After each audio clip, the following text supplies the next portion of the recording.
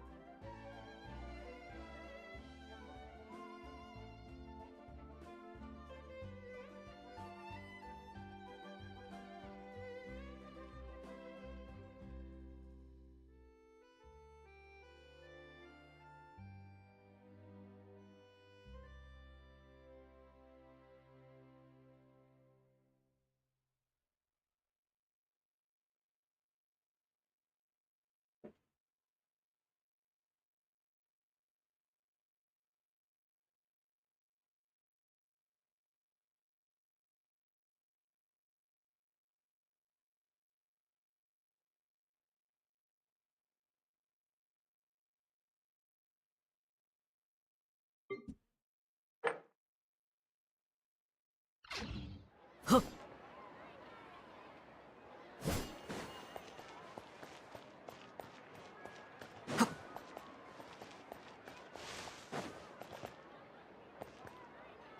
ええ、はい。おっしゃる通りです。だから言ったろ。あいつらは信じてくれなかったけどな。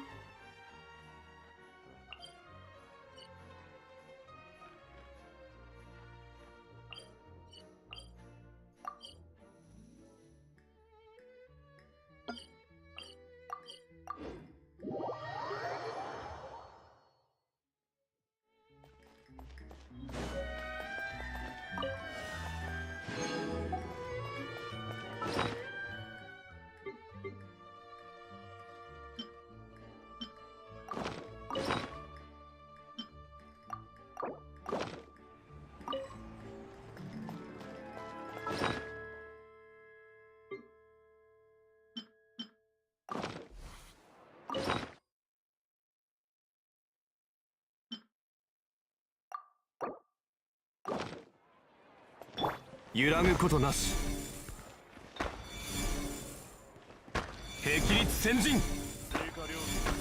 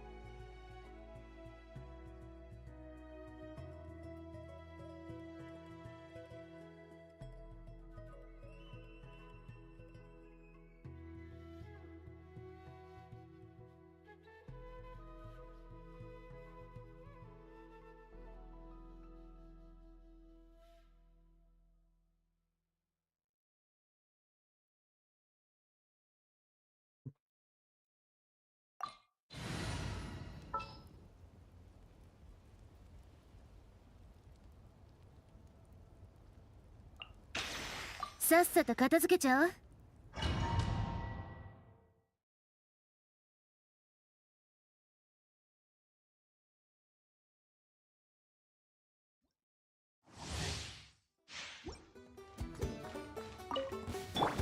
披露目だ。響け楽の目。スイッチミネよ、契約を果たせ。シュトラリーいつか。権限。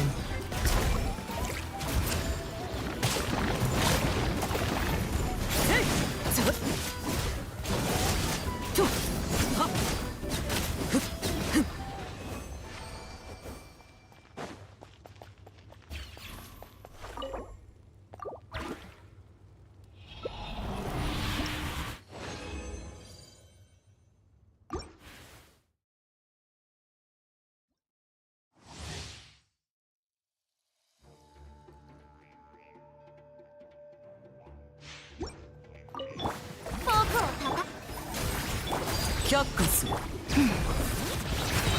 どよめく神学火炎をやっやっはっ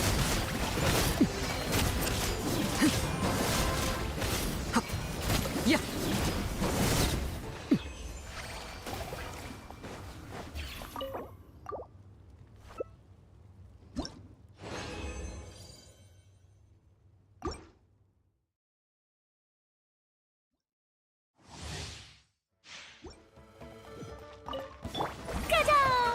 じゃあ行くよ。さあ、貫こう。悪用の力を思い知りなさい。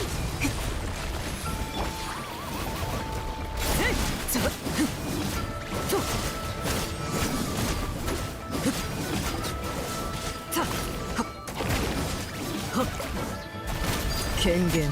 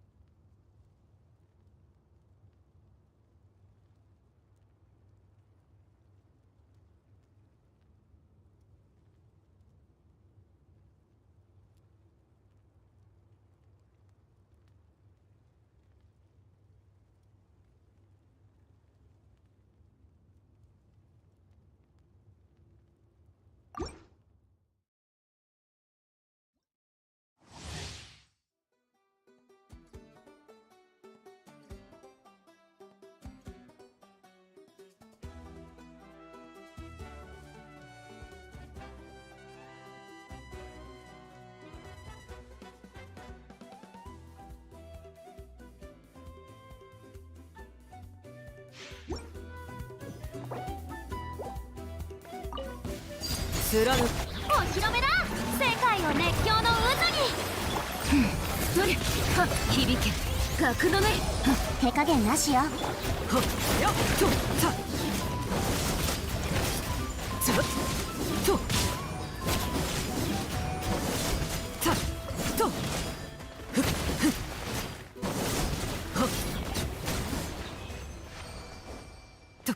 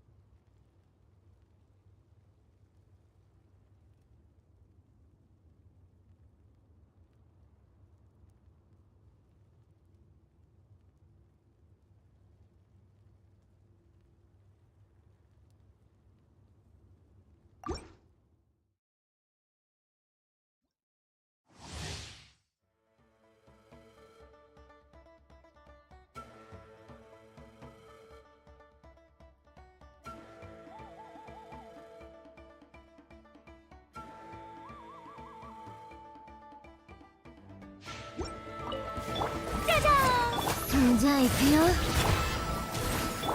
権限分け山の地。口封じは任せたからね。やっせいやっとささっとふっさっはっふっふっはっやっ遠くをたたさっ却下するさっはっやっ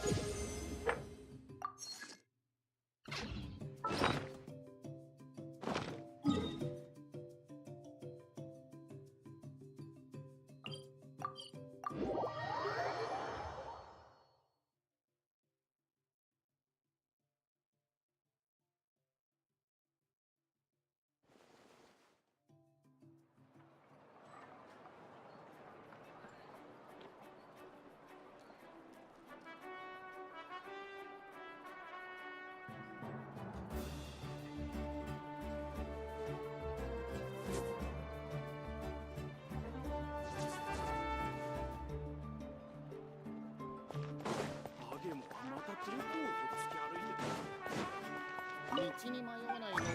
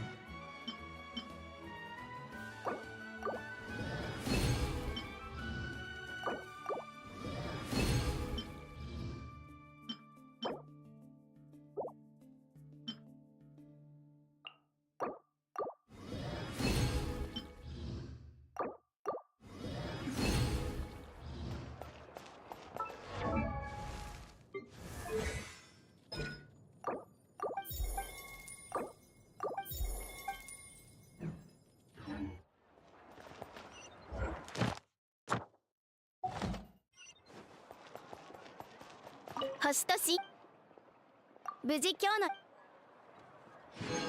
星とし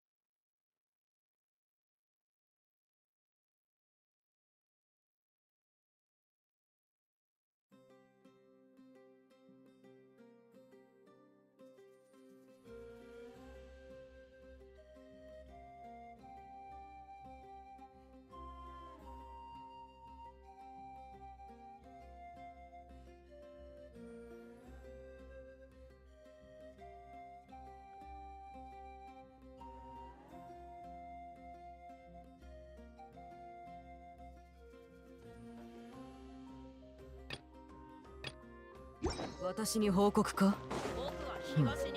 聞こう。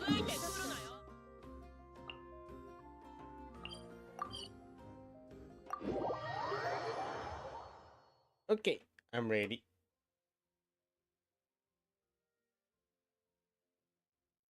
I think it's time actually to go back to Mondstadt. I'm ready, but I'm gonna end up playing the game in Japanese. I heard there's too many El Silencios. Yeah. モンドへようこそ。良い旅を。もっと安くできない？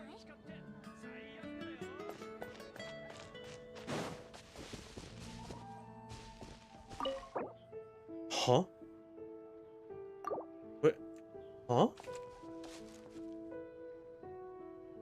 Return to special story. When? Huh? I did not enter special story mode before. Nah, wait. You know, if that's the case, I can just do this one first.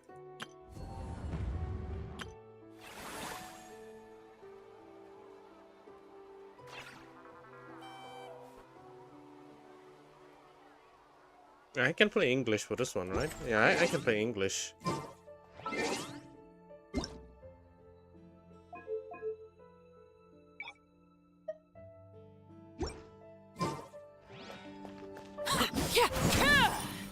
If that's the case. Yeah, alright. Guess I'm playing this this quest first.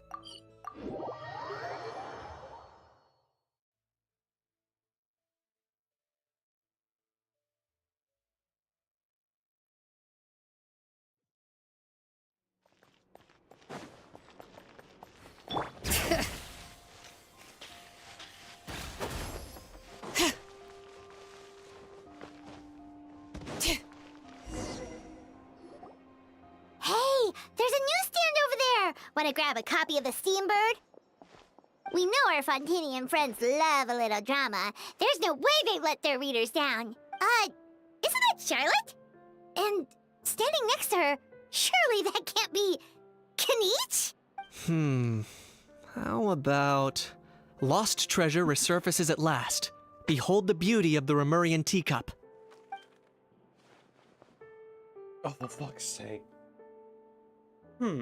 Hold up. This one's a gem.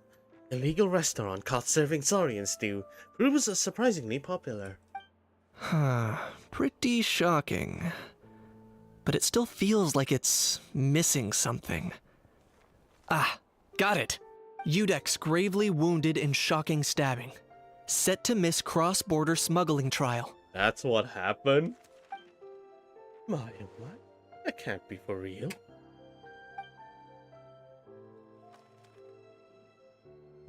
Fine. I hate to admit it, but you've won this round. Huh? What? Did Paimon hear that right? Neuvillette was stabbed and gravely wounded? No, surely that can't be right. Can it? If it is, we're all cooked. Aha! I thought I heard a familiar voice. Well, if it isn't Traveler and Paimon. What a coincidence! Mr. Kaniche and I were talking about you two just a few minutes ago. Unfortunately for me, he's a very loyal friend. I pressed him for some juicy details, but he remained tight-lipped about you. So, anything you want to share with me about the great traveler's triumphant exploits in Natlan? Modest as ever. Anyway, I'm getting a bit ahead of myself. Sorry. Let me backtrack a little. Hi, you two. It's been ages. No, wait. Let me do something. Let me backtrack a little. Hi, you two. It's been ages. What brings you back to Fontaine? Hey there, you two. Fancy running into you here. Bruh. Yeah, that, and also a less than pleasant shock. What the heck was all that about a saurian meat restaurant and the Udex getting stabbed? Please say you weren't being serious. Oh, that. We were just trading tabloid headlines. Is that what you're talking about? Trading tabloid headlines? Yeah. Charlotte and I were having a little contest to see who could find the most ridiculous fake news stories. Either I got lucky, or I have a knack for honing in on the most outrageous material.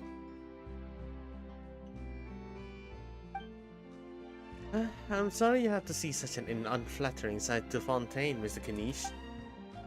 These third-rate tabloids write their headlines purely to shock and scandalize. All they care about is grabbing your attention to boost their sales. The one who's still got a shred of integrity will at least clarify the truth in the main body of the article, although the misleading headline is still an underhanded trick to draw readers in. But others, like the one we were just reading aloud, have no qualms about making outright fabrications. If I had to quantify it, I'd say about 1% of what they write is the truth. That's pretty lenient of you, Mr. Kanish. Huh? Him? Lenient? Ugh, you gotta be kidding! Ah! Don't get me wrong. I'm not trying to give credit to these so-called news stories for occasionally including a grain of truth. All I'm saying is, even the wildest leaps of the human imagination are always rooted in reality. You mean all those fake headlines you mentioned actually do have some basis in fact? Sure they do. For instance, there was in fact a smuggling trial recently. Considering the amount of speculation surrounding the smuggled goods, it's no wonder there are rumors about restaurants serving saurian meat or teacups being unearthed from ancient ruins. But in reality, the goods in question were simply a few ancient relics dug up from ruins in Natlan. Rest assured, no saurians were harmed in the process. And if you're wondering why the Udex didn't preside over the trial, it's because this case was assigned to another judge right from the offset. It's not as if the Palais Mermonia only has one judge. We can't expect Monsieur Neuvillette to handle every single case himself. On a more interesting note, the trial in question went remarkably smoothly, and it was all thanks to Mr. Kinish's testimony as a key witness. Oh, okay! Paimon was so busy freaking out about those headlines that she totally forgot to ask why you're here in Fontaine, Kinich. Phew, it was all a misunderstanding. The world's not going to end. Maybe not. But it'd be an even better world for me if Kinich here would agree to another exclusive interview with the Steambird. It was a pretty open and shut case, and my testimony in court was clear enough. But I'm guessing, Mademoiselle Charlotte, that you're less interested in the case than you are in trying to uncover some news stories about Natlan. You saw right through me. Guess I'll put it down to the keen instinct of a renowned saurian hunter.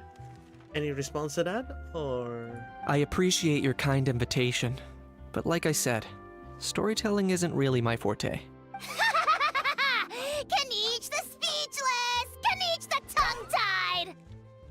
Huh?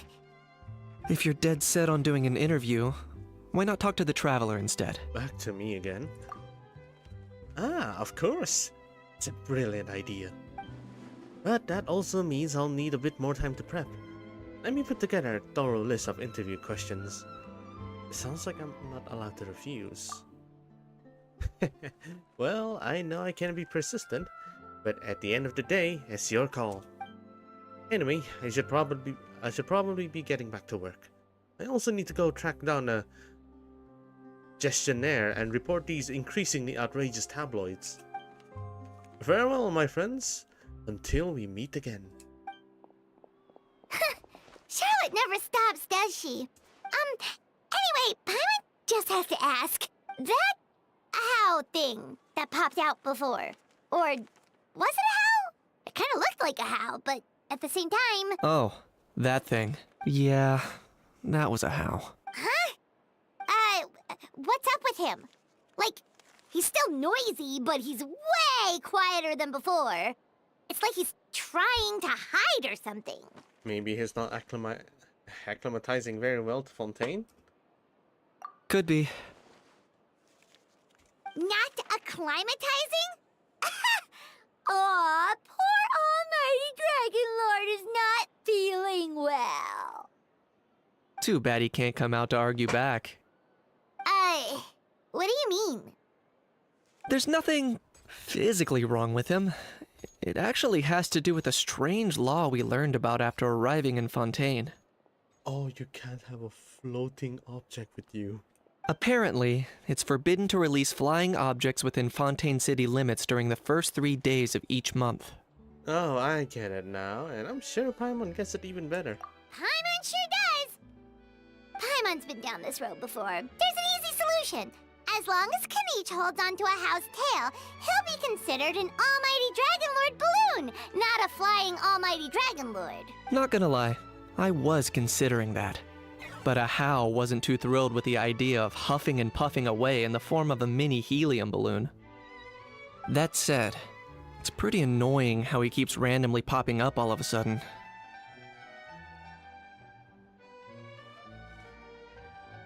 Anyway, this morning I saw a notice outside the Palais Mermonia about an event that's set to take place outside the city soon. Something to do with filmmaking. I hear that's all the rage here. I was planning to stay here and do some exploring for a few extra days anyway, so I think I'll go check it out. It'll be a good chance to let that noisy helium balloon out. He might even learn a thing or two. If you're free, why don't you come along? Sure, seeing Aha angry always makes my day. Sure, always up for a bit of fun. I know where it is, so let me lead the way.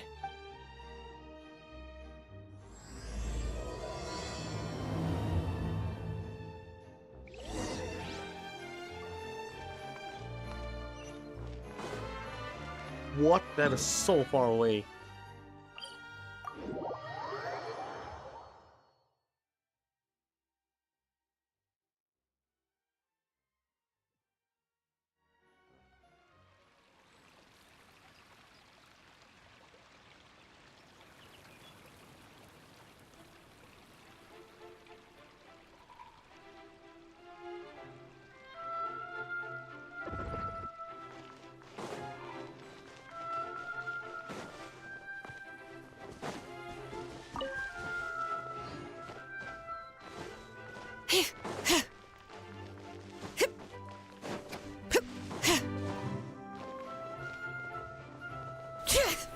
It's already set up.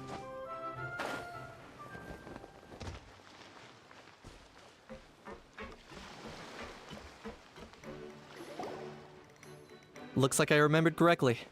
Here we are. Wow, this is awesome! Hard to believe it was just an empty beach before. Yeah, it was still completely deserted only a few days ago when I passed by on my way to testify at the Opera House. There must be some efficient workers in Fontaine. Quite impressive. A few days? One night was all it took. Rap-a-tap-tap, ta-da! What? But is this all it takes to blow people away? Oh, no. Given my past experience, I can't let myself get carried away. There's something oddly familiar about the way you talk. Well, I can't believe you actually remember me. It's me, Lepine Pauline. That's right, the unlucky one. Good to see you again. The prototype lens has come in handy, by the way. Of course! How else would we have managed to build Fantasyland in a single night? Fantasyland? At least that's how I like to think of it myself. A magical land of fantasy, the stuff of film buffs' dreams. I know it sounds like I'm laying it on thick, but that really is the goal here. As you can see, the theme of this amusement park is Fontainian filmmaking, a place for all film lovers to come together and co-construct a world of dreams. Co-construct? Well, that's a relief. Sounds like you're sharing the cost this time rather than pouring your entire life savings into a single project. Nope! I might be inviting others to help fund this, but that doesn't mean I haven't thrown all my life savings into it too! Huh? You've got to be kidding. Ha! Look at you, puny little humans. Recklessly betting your entire future against some stupid vanity project. If you're expecting even an ounce of sympathy from the almighty Dragon Lord, dream on! Mockery is all you shall get, straight from the heart! Sorry, just ignore that little gizmoid. He likes to butt in occasionally. Do go on. Gizmoid? Who you calling Gizmoid? You're the Gizmoid! Wow! That's quite a nifty mecha you've got yourself there. Is it some sort of smart personal assistant? You ought to let Miss Charlotte see your cool gadget. Who knows? Maybe you could even look into mass production. Mass production? Ugh, insolent, vulgar, and disrespectful! I, the almighty Dragon Lord, am one of a kind! There has never been another like me, nor will there ever be! And another thing, smart is the understatement of the century! I shall have you know that I am Kahulahau, forebear of ancient wisdom! I lived for eons long before any of you were born! What? Heavens above! I beg your pardon, forebear of ancient wisdom. Please, I meant no offense. Idiot meets idiot. What's all the fuss? Making some new friends, are we? Thank God she's voiced. Miss Navia! Allow me to introduce the star behind all the work that's gone into this venue. Miss Navia, president of Fontaine Spina di Rosula. Hello, everyone. Partner, Paimon, how have you been lately? Ah, my trusty partner. Hello there. I'm Kanich. What about me? What about me? My useless servant can't even give me a proper introduction. You think someone yelling their name out in the middle of a public street really needs an introduction? He's not wrong. I caught yours just now, in fact. So, you must be the almighty Dragon Lord, Mr. Ahau. It's a pleasure to meet you.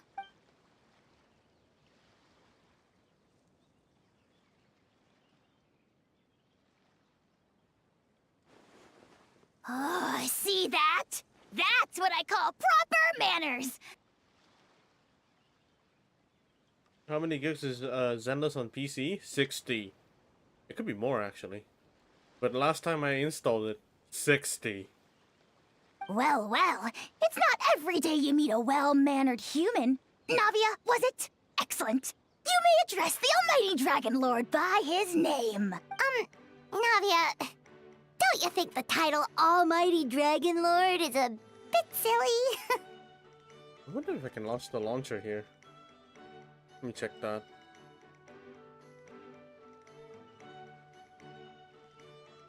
Oh, I can. Okay. Let's check now. 73.65.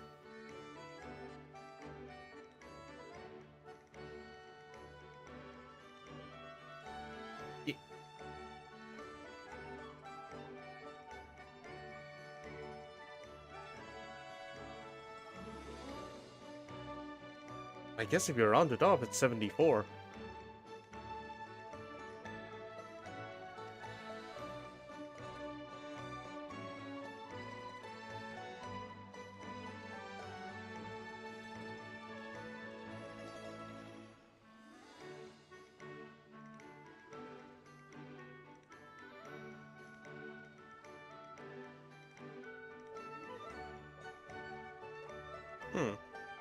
Yeah, it's 74. 74 gigs. It's no big deal. All little animals do that, don't they? I mean, try to puff themselves up to look more impressive. How do I check this? Open your... My Hoyoverse launcher isn't there. But basically, just open your Hoyoverse launcher and then just check it from there.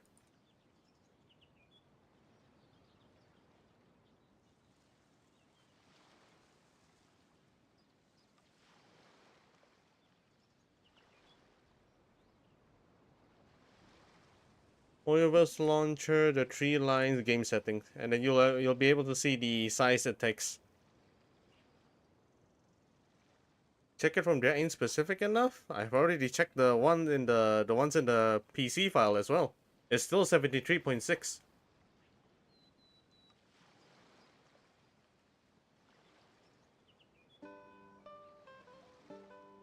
Yeah, it's still 73.6. 94 gigs for Genshin. Also, Monster Hunter World when? I'm thinking of doing it tomorrow. But that depends if Celia is available. I think he will. He will be available. It's either the usual Thursday, or just straight up Wednesday.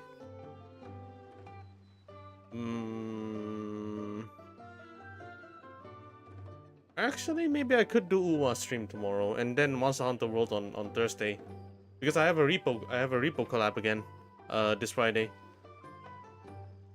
Holy fuck, that's a lot. Yeah, I think let's go with Thursday. I think that's the best time Celia is available.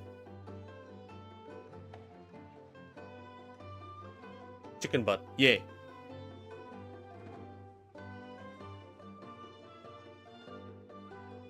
Calling it collab is crazy. Yeah, it's not a collab. It's just the order. It's just the order playing together. It's really just the order playing together.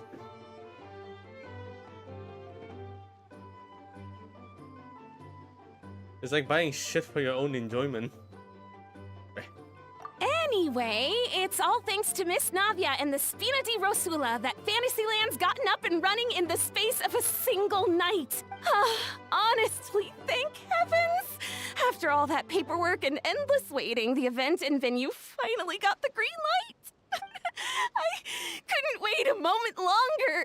The second the approval came through, I reached out to President Navia hoping she could lend a hand. After all, who else but the Spina di Rosula would indulge such impulsive demands?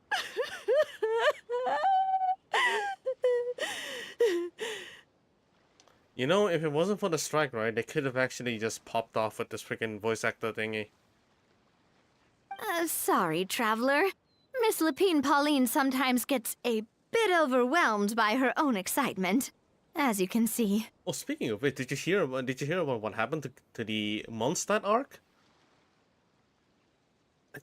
More than 20 people are on voice there. Holy fuck.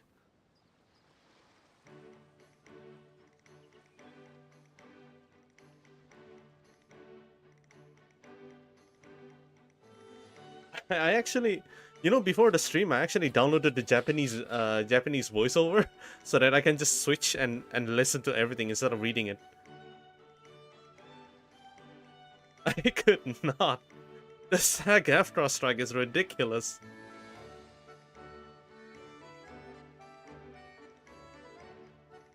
This event though is an exception. This one's okay. This one is a decently voiced. Only Charlotte is like missing, and there are some characters. But the Mondstadt main quest, sacrificing 20 gigs. I sacrificed 20 gigs just of Japanese dub, so I can go through the storyline without any issue. Fucking hell. I'm guessing she hasn't gone into much detail about the event yet. So let me fill you in. In short, the Cheval Moran Film Fantasyland is a fan convention that's open to film enthusiasts from all over Teyvat. Miss Lapine Pauline is hosting this event and also providing technical support. Huh? Cheval Moran? That's right! The one and only Surintendant Cheval Moran! After much persistence and many solicitations, I finally obtained Lady Farina's permission to use the image of her close friend. Not only is our adorable mascot drawing in fans by the minute, but she's also boosting her own popularity. And that was always the goal. A win-win arrangement. Wait, people can see her imaginations? It's been a while since we last met, but still, it's a surprise to hear Lapine Pauline coming out with such sensible ideas. By the way, Miss Lapine Pauline, have you decided to switch careers and go into film tech? Not exactly. By chance, one of the prototype lenses I developed caught a photographer's eye, and it's now being used for the latest cinematic production. Thanks to this unexpected opportunity, I've had the chance to invent various film-related equipment and props. That's right. So don't underestimate Miss Lapine Pauline, our resident engineer. She's the technical powerhouse at the core of this entire event. As for the Spina di Rosula, We're mainly here to take care of planning, operations, and management. For anyone feeling inspired to set up a booth, Miss Lapine Pauline and I will provide the necessary technical and operational support once their application has been approved. By the way, traveler, are you at all interested in taking part? It would be a chance for you to earn some extra income. Plus, with your skills, I'm sure you could bring something special to the table. Paimon would be even more tempted if you were to, say, throw in one of those fancy feasts she's seen in those gourmet food reels. Well, as it happens, that'll be a piece of cake. Wait. Let me re-listen. The Paimon will be even more tempted if we were to throw in one of them in those gourmet food reels. This low-key sounds like it came from Instagram.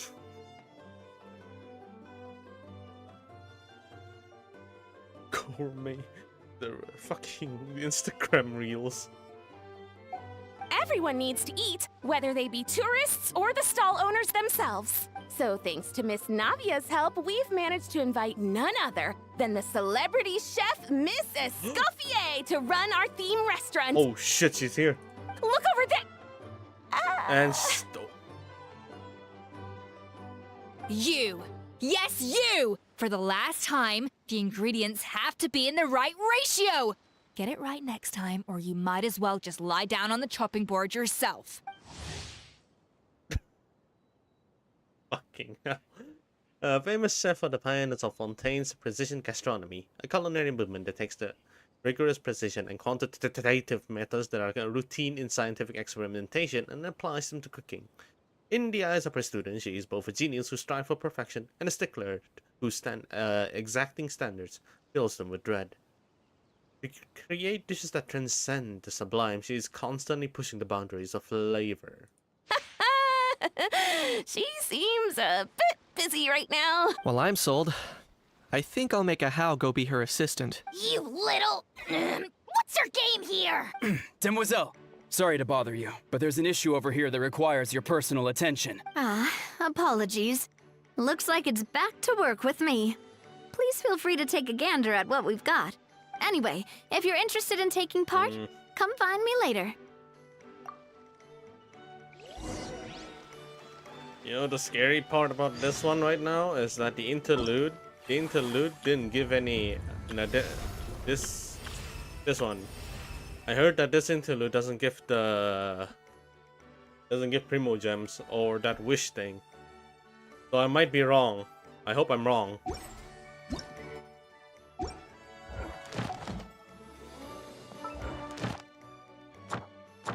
Okay, it does.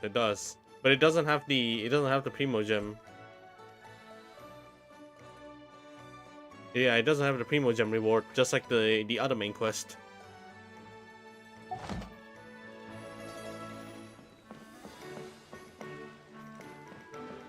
How does...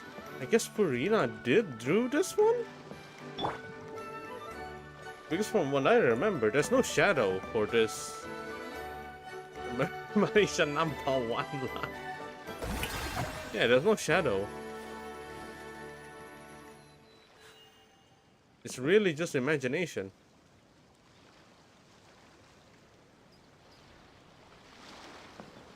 She just drew it and just introduced the character, and plus because she's a very talented director, no one questions her schizo.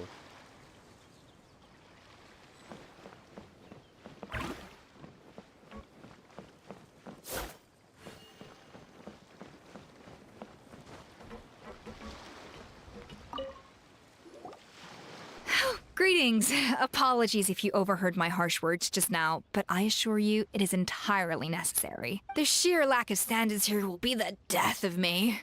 Do you have any idea of the kind of customers I'm gonna get with how lax things are at the moment? The ones that leave their guns behind by accident, and then come back to collect them later bringing ammunition with them. Yeah, that's the kind of customer you wouldn't forget in a hurry. Oh. Wait, has that happened before? No, it's just the mention of guns reminded me. Someone did actually leave their gun nearby. The hell? Huh? Just before we started setting up, as we were cleaning up the site, someone stumbled upon a mysterious locked box. It didn't look like something from Fontaine, though. It had more of a Natlanese vibe. Oh no, it's Aoife's. Oh? Do you think a foreign tourist might have left it behind? That's what I assumed at first. But the box was buried beneath a pile of wooden planks, rocks, and whatnot, so it seemed like someone deliberately hid it there. It's Aoife's. But I didn't see much point in speculating, so the best thing I could think of was to hand it over to the authorities. I trekked all It's the the way Skibbity over to Bro the Palais guy. Mermonia just to hand it in. Ugh, it was exhausting. What did the authorities make of it? Oh, they made a mountain out of a molehill, as usual. Before even addressing the question of what was actually inside the box, they had several heated discussions about whose responsibility it was to write the lost and found notice. Thankfully, the ever-reliable Officer Sedine stepped up and immediately called in the Marechaussee Phantom to crack the lock and check if there were any dangerous items inside. And, as it turned out, there was a gun. Wow, that's a dangerous item, all right. Sarcasm. Mind if I ask what kind of gun it was? Oh yeah, Mr. Kanich, you're from Natlan, aren't you? Do you know a lot about guns? You could say it comes with the job. I have an interest in weaponry and the like. Ugh, such a spoiled brat. What, are the toys I gave you not good enough for you anymore? Yep, got sick of those long ago. You little... How dare you turn your nose up at my gifts? Why, Time for a timeout, old-timer. Sorry, where were we? Oh yeah, do you recall what the gun looked like? It's a bit hard to describe. If you ask me, it didn't even really look like a gun. Give me a second. I'll knock out a quick sketch.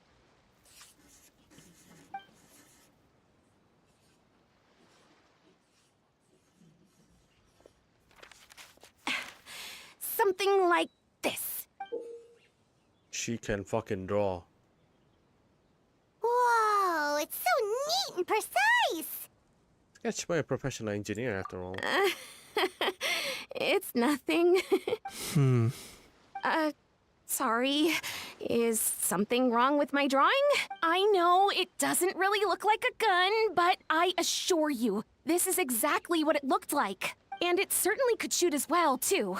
I confirmed that with the officer from the Marechaussee Phantom. No, quite the opposite.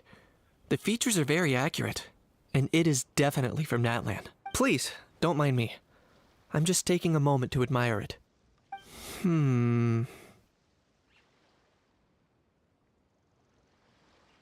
I should be the one thanking you. Thank you, and everyone else for your support. Don't mention it. Besides, we haven't really done anything. Not at all. The buzz and excitement you guys bring Oh, is that's a exactly what this nice- event needs. It's a nice detail in effect. They usually don't blur the background like that.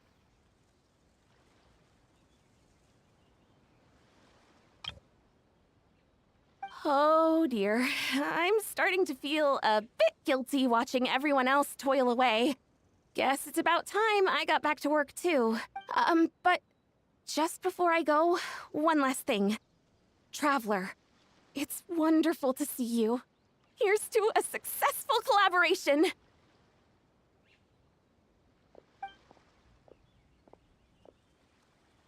Seems like Kanich has something to say. Let's go find a quiet spot. After saying goodbye to Lapine Pauline. I'm sure you noticed that there was something unusual about that gun.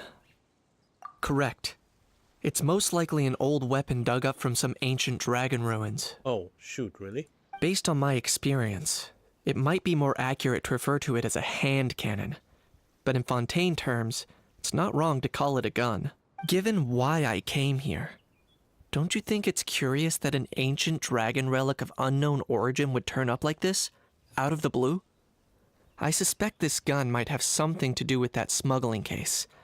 It might have slipped through the cracks. Time is of the essence, so I'd like to head over to the Palais Mermonia to verify my suspicions. Perfect. Then we can head out right away. Or, if you want to catch up with your friends first, I can wait. Catch up with friends?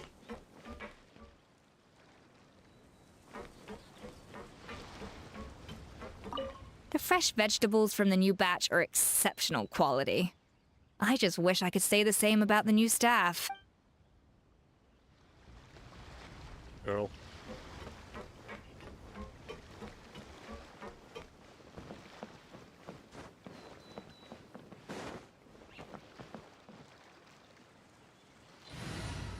You know what? They do say that Escoffier Let's go stretch our legs.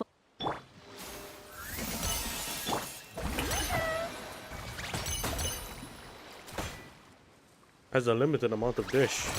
Might as well hit the quota.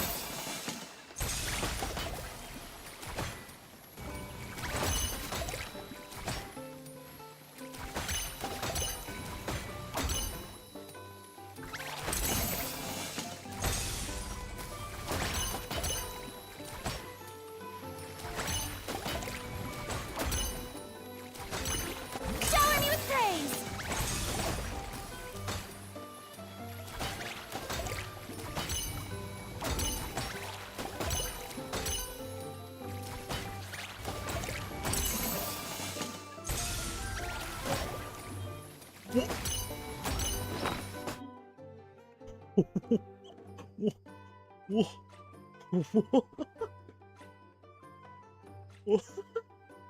It's been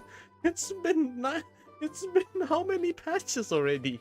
It's been like 20 plus patches. They finally add another 5-star. What the fuck? This came out of nowhere? Increase all party members attack by 372 and crit damage by 24% for 300. Damn, okay. Escoffier's inspired creation, the crispy crust is like a small golden castle stoutly protecting chunks of succulent eel, juicy squab, and tender foie gras. All swimming in a rich mushroom sauce. A chorus of different flavors hits your tongue at once with a complexity and richness deserving of its own footnote in history. Escoffier culinary tour de force is enough to move you to your very soul. I was so unexcited. It took you 30 plus patches to reach this.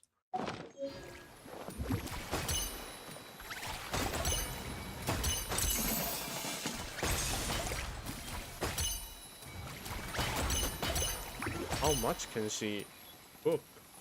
Strike a pose!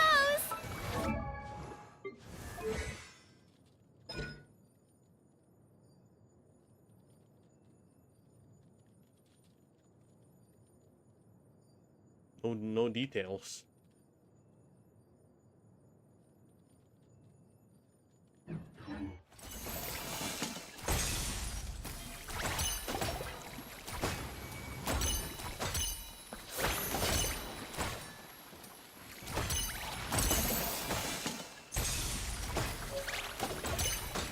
It's a new one.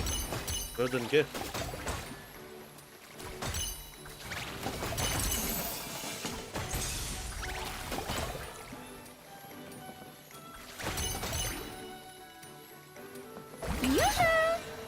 What in the world? How much can she cook?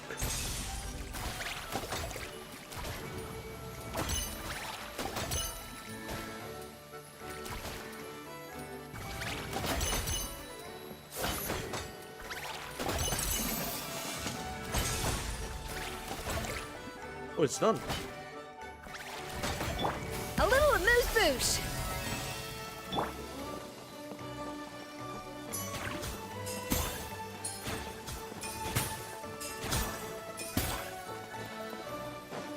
So cute.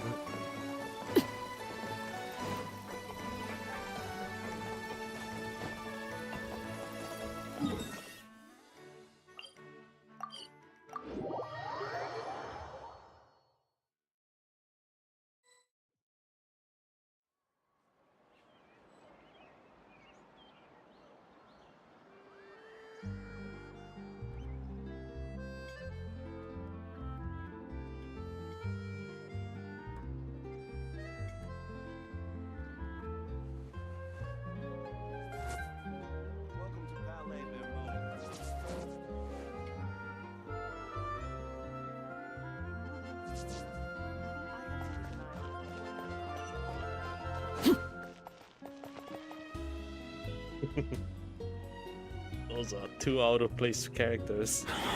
Oh man. Ah, yes, the Skibbity Sigma man. Bro!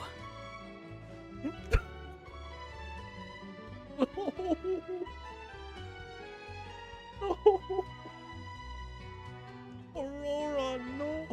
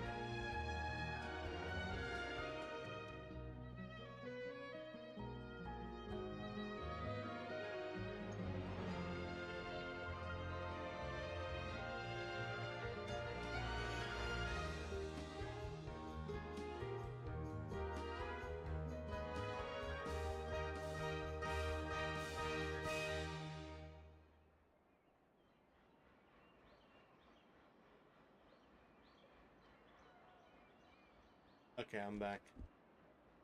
I'm back from grabbing tea. After hearing Aurora just said, Bro! Bro! Bro! Bro! Are you mimicking me? Now's not the time. Come on. No, I mean, one of our buddies is here, for real. Quite a few of them, actually. one of our buddies here for real? Aurora, no! Aurora and Aoife, what brings you to Fontaine? Huh? How come you're... Ah, I'm guessing Kanich is here because of that international smuggling case, right? I've heard quite a bit about that. Word sure gets around quickly, huh? First time abroad and you're already making headlines. Oh, stop it. It's not like I was the center of attention. Wasn't expecting to see the Traveler and Paimon here too, though. Come on, Aoife.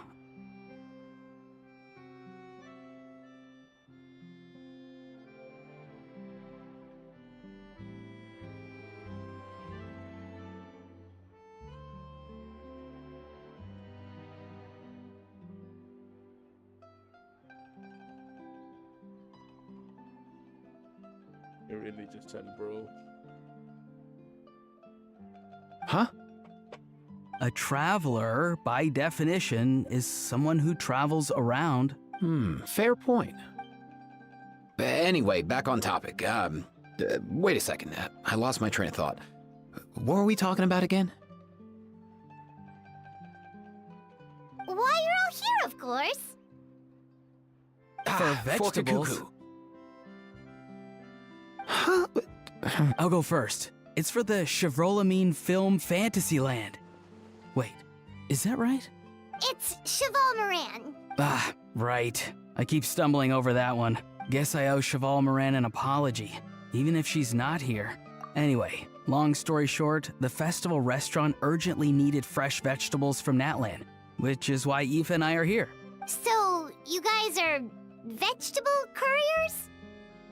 He is. I'm just here as a responsible adult. It's his first time traveling so far away from home, and all the elders in his tribe were worried. So they had me come along. Even though it's your first time too. Right. But they still picked me to accompany you. You gotta wonder why that might be. Don't you get it? They all just saw how overworked you were, so they used it as an excuse to send you off on a vacation.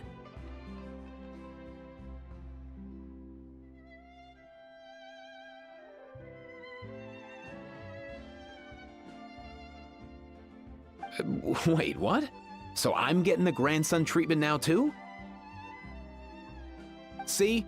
Doesn't matter how much older you are than this dude. Hang out with him long enough, and you'll eventually find yourself being treated like a kid. Meaning everyone looks after you. What's so bad about that? In theory, nothing at all. In that case, guess I better start over. Hi guys, my name's Aoife, and I just turned 5. What? What? Nice to meet you, little bro. Paimon's not sure who the responsible adult is anymore. So, what about Kakuku? If he was here, we'd be making more of a ruckus than we already are. That's exactly what's got me worried. Aoife, there's nothing to worry about. You're a big boy. You can handle yourself now even without Kakuku. You think that's what I'm worried about? Anyway, my priority right now is Kakuku. Suffice it to say, Kakuku's in big doo-doo. How so? He's so small, and all he knows are a few harmless phrases. What kind of trouble could he even get himself into? Let me guess. Did he get caught out by the law on flying objects? Bro, you too? Not me. How? Very hard to believe. No, not gonna lie. Dude, what? Bro! Bro!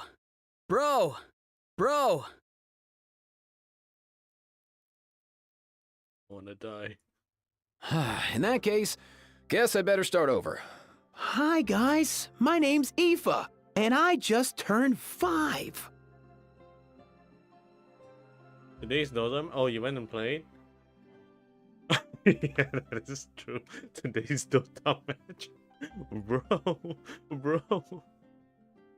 Oh, that pesky little chatterbox. So that's why he hasn't interrupted us this whole time. Guess he's too scared to show his face. That, plus he's already spouted enough nonsense for one day. So I've put him on mute until tomorrow. Nice one.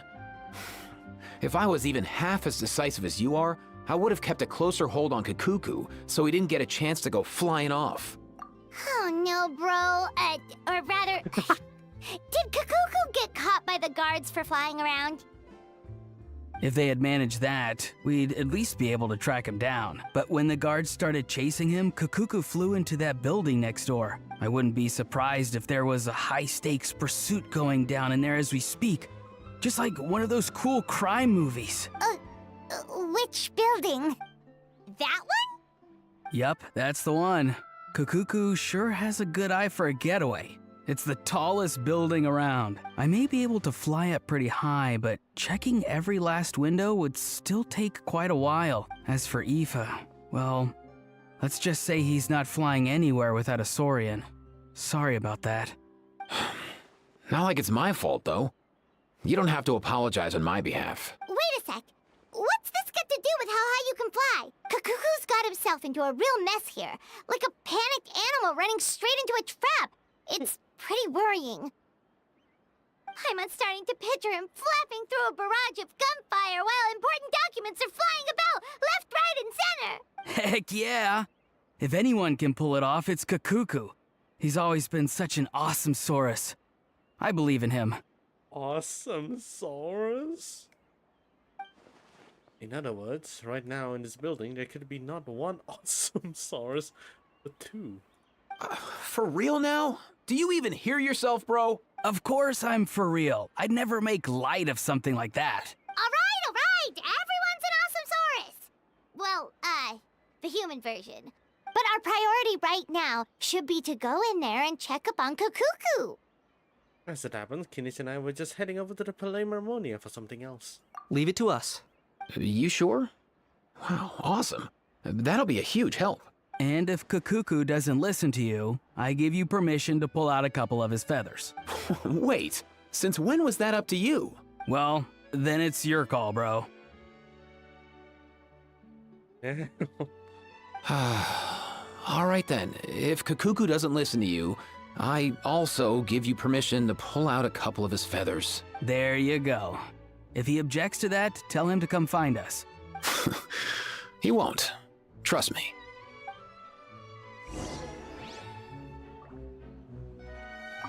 Back when we first met Kakuku in the wild and I begged you to take him under your wing, I never imagined you'd end up spoiling him rotten. And I never imagined you'd be nagging me about it. Oh, well, I definitely saw that coming. Huh? You're only 5 years old after all. Oh, what? They're still coming back to this?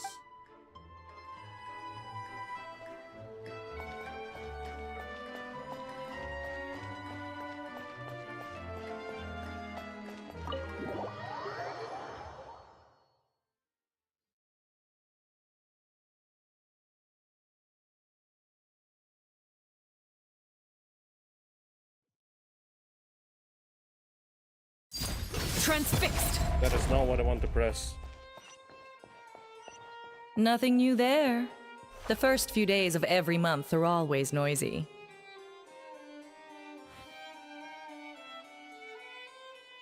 What? What? But that's just standard procedure. What? What's all that commotion? Are they arguing in there? What? Oh, Sadine.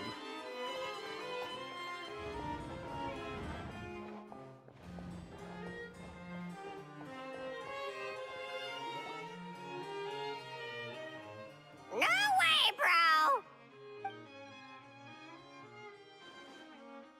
bro! Did he say he came from Natlan? No. Get out of here! I can understand his words, just not what they mean. Oh no. For real? Bro! He keeps repeating the same things over and over again. Oh, you know one another. You glad? He's a bro of a bro. He's a friend! Yeah! A Saurian friend of a human friend! Great. Well, that was easy. Looks like we've tracked down the owner. Oh wait, hold on. Let me look at. Let me check my dog real quick. Her legs are shaking a little.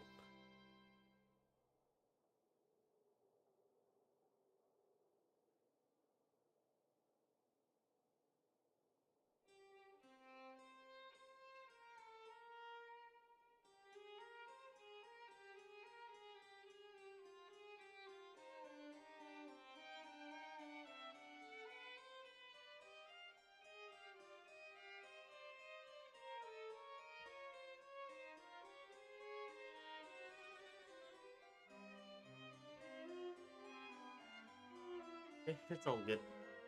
It's just her. It's just her entering that phase. Guess that's one less lost and found notice for you to write, Monsieur Neuvillette. For real? Traveler, was there something important you wanted to discuss with the Udex? I'm just about done with my business here. Need me to step out? Stay and hear them out first. Perhaps it will have some bearing on your own work. If I am not mistaken, you are the same Mr. Kanich who served as a witness in the smuggling trial? I take it there's been a further development in the case. That's right. Very perceptive, Mr. Udex. So you've met Neuvillette before? But wasn't the trial overseen by another judge? I've seen his photo in the papers, but as for this other gentleman... Allow me to introduce you to Mr. Wriothesley, administrator of the Fortress of Meripede. Or in layman's terms, Fontaine's prison warden. Please, feel free to share anything about the case. There's no need to keep anything from him. Pleasure to meet you. Pleasure to meet you! Wow, that sounded just like me. But should we really discuss official business in front of the Saurian? Oh, wow! Oh, no! I believe he said, or rather, I suppose he meant, that he'll keep this to himself. He can translate? Though I should mention, Mr. Kukuku, that we will have to ask you to sign a confidentiality agreement. What the f... Sure thing, bro!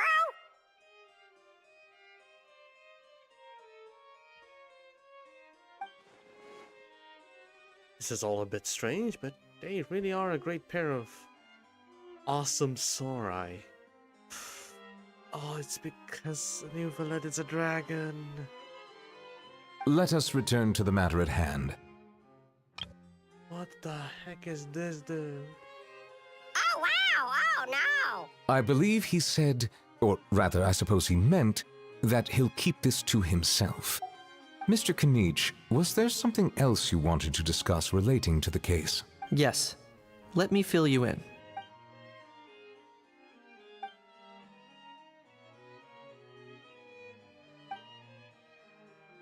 Wow! It really is exactly like Lapine Pauline's sketch! That must be all that practice drawing engineering blueprints, huh? That is a big gun. So if it's true that this weapon came into Fontaine alongside the contraband from the smuggling case, then there's a high chance we overlooked a suspect. That's exactly my line of thought. I see. Mr. Kanich, thank you for reporting this promptly. I'll arrange for the Marechaussee Phantom to investigate right away. We should begin by questioning the prisoners in custody. Ridesley. I'll sign off on the interrogation request. Don't you worry. That would be much appreciated. It's lucky that the Palais Mermonia wasn't scheduled to release any public bulletins today, and that this guns lost and found notice hasn't been written up yet. In other words, the news hasn't leaked. I'll be staying in Fontaine for the time being. If there's any progress in the investigation or you need my help, feel free to reach out anytime. Yep, we were just about to go help out with Lapine Pauline's convention. If there's any news, we'll keep you all posted. Marvelous. Thank you all. Well then, all that's left is to...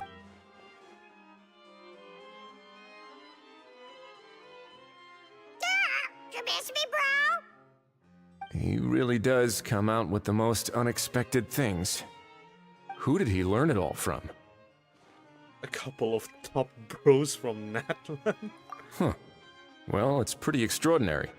Anyway, according to due process, we must first determine whether Mr. Kakuku qualifies as a flying object. And, following on from our conversation just now, he also needs to sign a confidentiality agreement. Drafting said agreement may take some time. Looks like you'll be staying with us for a while then, Kakuku. Excited? I can help pass a message on to his friends. That would save us a lot of trouble. Many thanks. All right then, we'd better get going. No need to see us off.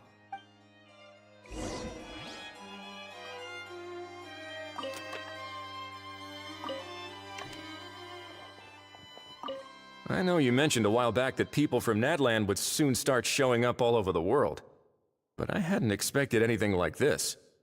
It seems no matter where they come from, all dragons are inquisitive by nature. You can say that again, bro! The same might well be said for humankind. The real reason you chose to stay to investigate this case was your curiosity about Natlan and Mr. Kakuku, was it not? Guilty as charged. Nothing gets past you. All dragons are inquisitive by nature. The cuckoo is considered a dragon? It is a saurian, but a bird-type saurian. So, how about we take this opportunity to chat a little more? We've got the world's best translator on hand, after all. Sure thing, bro!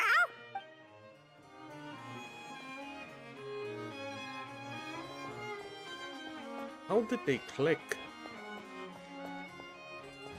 How in the world did they click?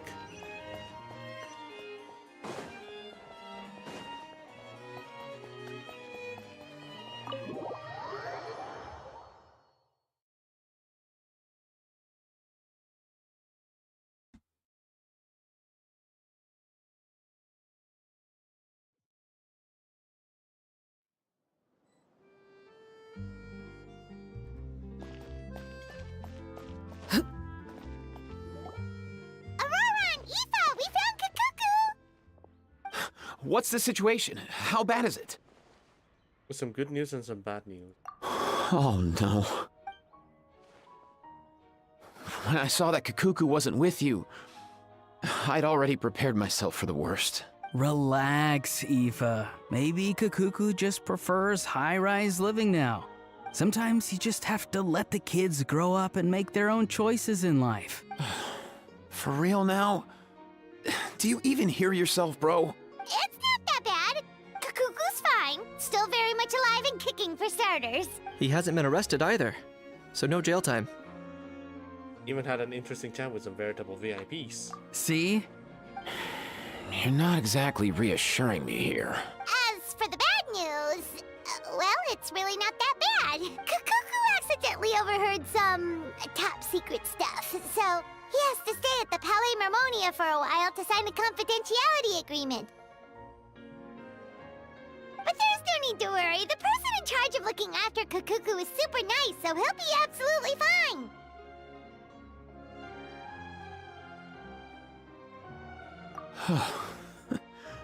All right. That doesn't sound too bad after all. Wow, hearing that's put my mind to rest. But based on my understanding of how things work here, the ban on flying objects should be over by the time Kakuku actually gets out.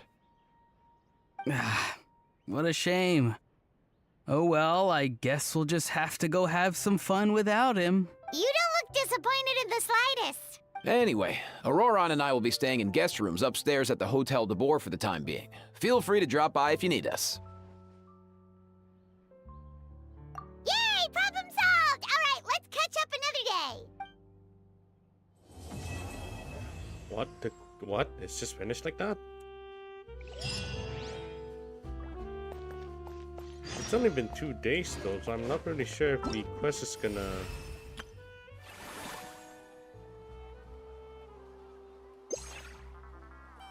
Oh shit. Oh shit. I was supposed to do this first? I guess that can wait.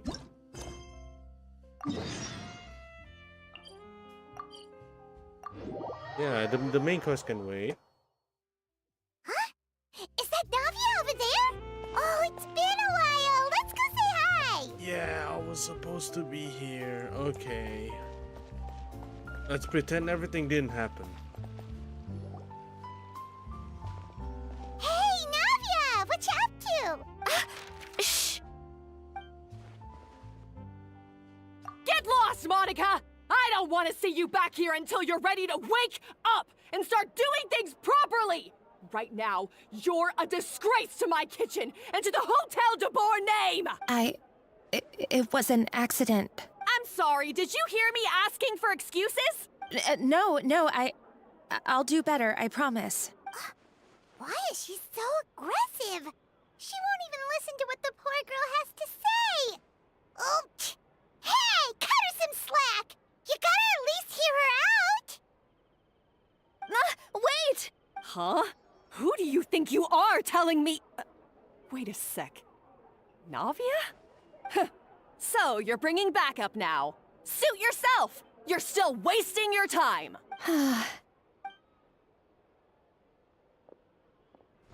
Savannah, is this how you always treat your staff? My staff is right. I'm the one in charge here now. And last time I checked, the Hotel de Boer doesn't take orders from the Spina di Rosula. Of course. How you run your kitchen is none of our business. But when a member of your staff is so overworked he becomes gravely ill, that most definitely is our business. We're going to stand up for him, whether you like it or not. Overworked? I've said it before and I'll say it again. If Fermon can't handle the job, then tough luck. There are plenty of other capable people I can hire instead. But Philmont can do the job, he just... Monica, back inside, now! Huh? But you said I shouldn't come back until... Just do as you're told, and not another word out of you! Come on, we have work to do! Wow, what a horrible person! Sorry. Looks like I've dragged you into some drama again. Dog? Coughing. Dog coughing, I need to check.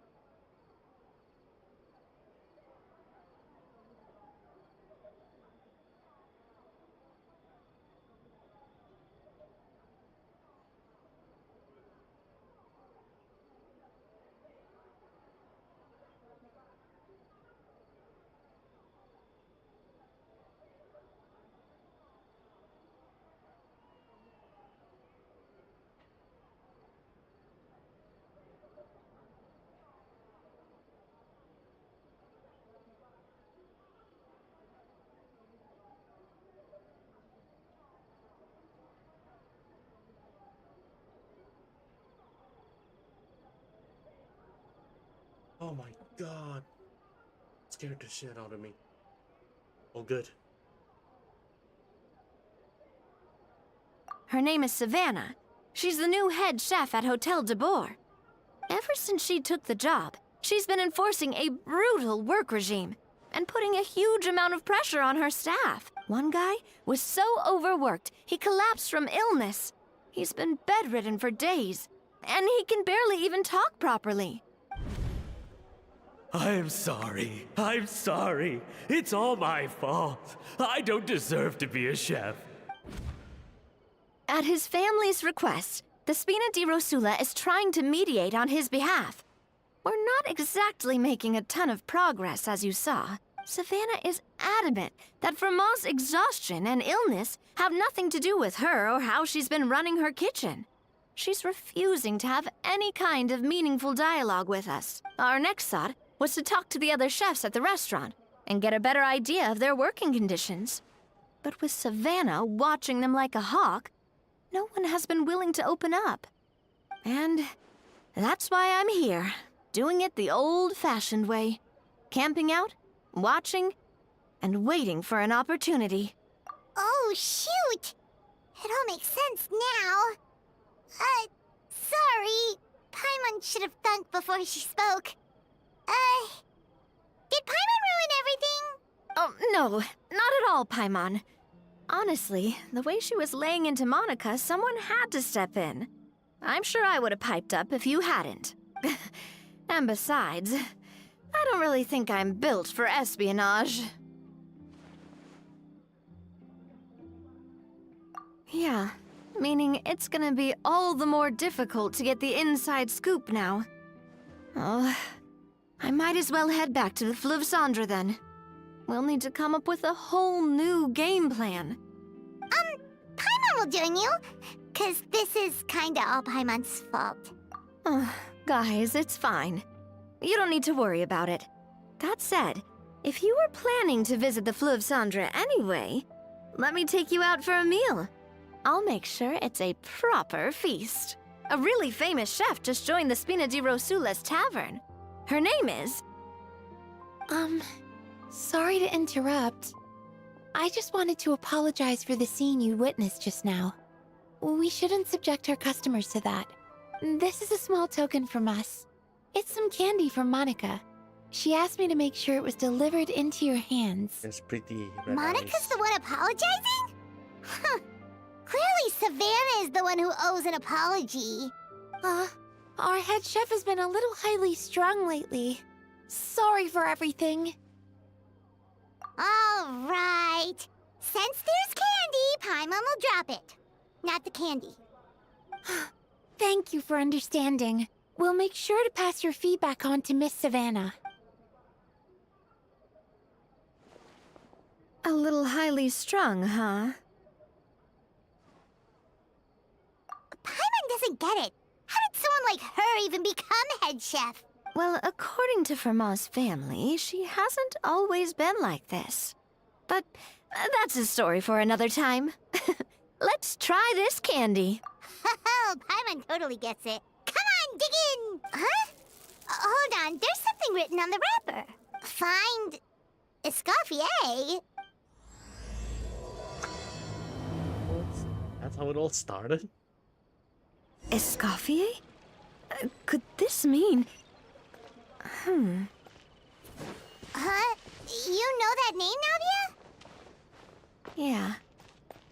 Let's stick to the plan and go back to the Fleuve Cendre for now. That's where we'll find Escoffier anyway.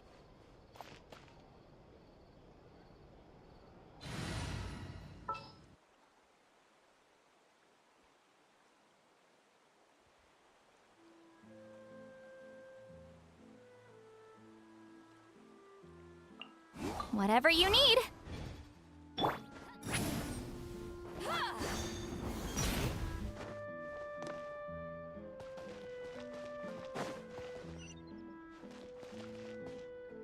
Oh.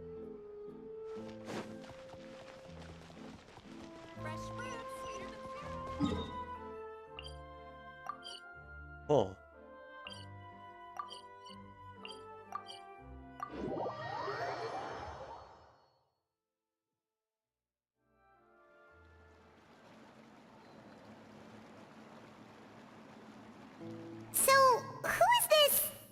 Escoffier, anyway?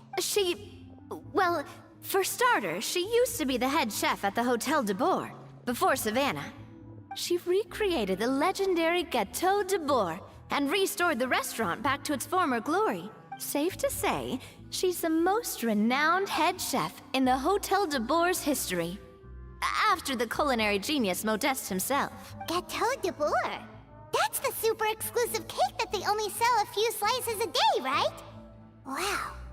Why the heck would she let Savannah take her place? Well, apparently, the Hotel de Boer was reported for a safety incident. Someone claims that the kitchen was adding an illegal substance to their menu.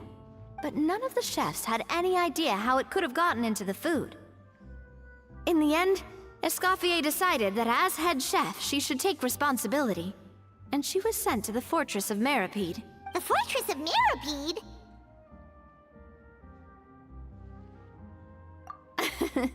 Well, you're right. The quantity of the substance they found was fairly minimal. Even the guards believed the whole thing was probably just an accident. Escoffier didn't have to stay in the fortress for long, but still, by the time she returned, the role of head chef had already passed to Savannah. So that's what happened. Paimon still thinks it's really unfair. Even though Escoffier is no longer head chef at the hotel, she's still well respected by the staff. So, I'm guessing what Monica wants is for us to convince Escoffier to try and negotiate with Savannah on the staff's behalf. Oh, Paimon gets it! Monica wants Escoffier to come back and kick Savannah out. It's simple. If the new head chef is stressing everyone out, then the solution is just get the old one back. Well, about that... You thought cream of mushroom soup was ready to serve after 3.5 minutes on the stove! You'd have had more sense serving hot water with ice cubes. At least then you wouldn't have wasted all this perfectly good cream and mushroom. What do you say, Hilaire? I'm sorry, Cream. I'm sorry, Mushroom. As you can see, Escoffier is that kind of chef as well. You have to leave it on the heat for long enough to allow those flavors the chance to come out. Don't be fooled by the aroma when the water first starts to boil. Got it? Yes, Chef. Then go back and do it again.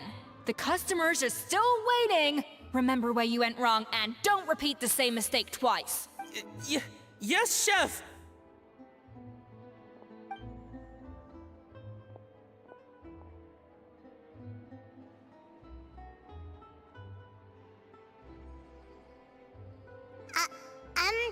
Excuse us, Waiting to be served? Sorry, we're pretty busy. I'm afraid you have to join the line. Oh, no, we're not here to eat. So you're not paying customers? Then I'm afraid the wait will be even longer. It's hard to talk to Escoffier when she's in the zone. Let's take a seat. We can catch up while we wait.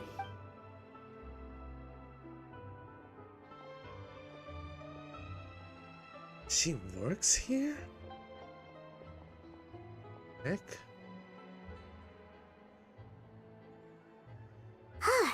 Looks like the rush hour is finally over. Is it always this busy here? These days, yes. I'd say business has tripled since Escoffier joined as temporary head chef. Well, in her words, the Hotel de Boer doesn't need her anymore. It doesn't look like she's got any plans to go back. I guess I'll be heading off then. Wait, take these home with you. We can't serve them now, and there's no sense in letting them go to waste. Oh, thank you, Chef. For what? Like I said, I just don't want them going to waste. Oh, and tell Fiamma to get well soon, so you're not running yourself ragged every single shift. Fiamma. That's the second time we've heard that name. Who is that again? He's the chef that fell ill from stress. Hilaire is his son. And with Mom stuck at home taking care of Dad, he decided to pick up some work to help pay the bills. Escoffier knows their situation, so she's been making some extra food every day for him to take home. Hey, I heard that, Navia! I've told you before, no one's making extra food. Hilaire's making blunders in the kitchen, and I can't serve his failed dishes, so he might as well take them home. Yeah, failed dishes that just so happen to be nutritionally complete every single time. So, you two must be the world-famous traveler and her companion, Paimon, yes? Is there something I can help you with? Oh, so you know us already. I'll skip the introduction then. We are here to talk about Savannah. Oh, I certainly am. The Spina's headquarters are right next to the tavern. And I've lost count of the number of times Navi has come to pester me about it. But I don't work for the Hotel de Boer anymore. And being ex-head chef doesn't give me the right to interfere with that business. Besides, I'm the one who persuaded Savannah to take the job in the first place. What? Well, she was a much gentler person back then. A little timid even. She wasn't at all confident that she was the right fit for the role. So the attitude passed on? That's hard to believe. Are we definitely talking about the same Savannah here? Honestly, I do wonder if she's just emulating me. I mean, I'm not the most pleasant head chef to be around either. Anyway, suffice to say that given the history between us, it'll be tricky for me to tell her she's doing her job wrong without coming across like a huge hypocrite. Fiamar and the others probably think that Savannah gets it all from me. Dog calling. One moment. Again.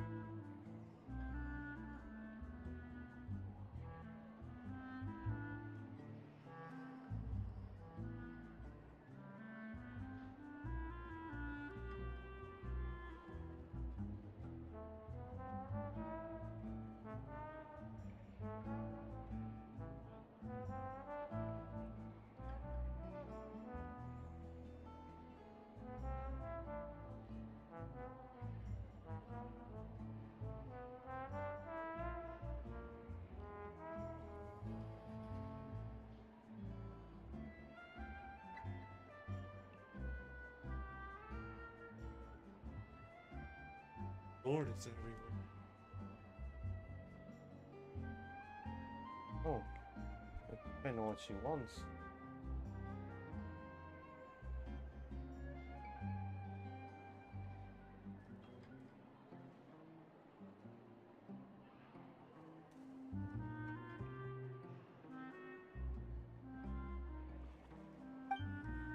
I wouldn't be so sure about that, Escoffier. Look at this note we got from Monica.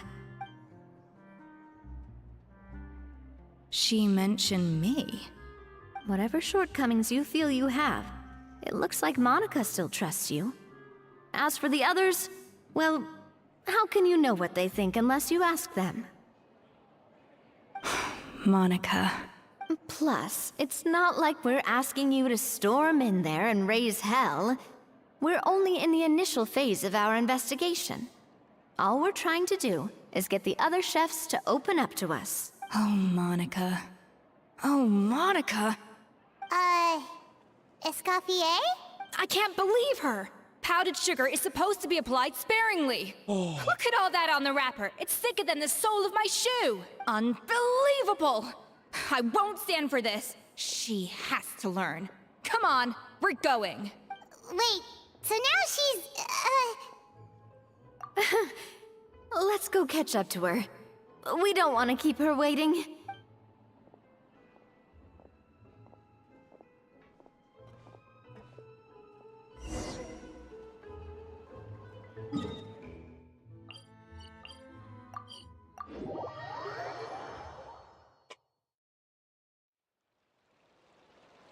Just in case, I actually facepalmed.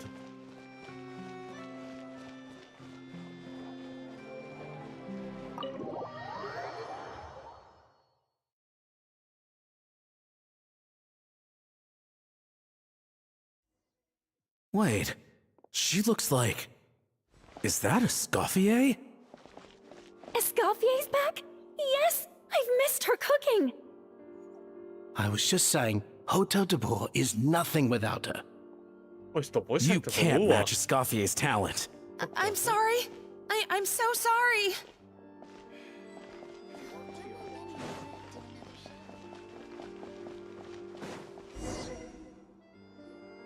I'm sorry, I'm so sorry. I messed up your order. Oh, I wouldn't go that far.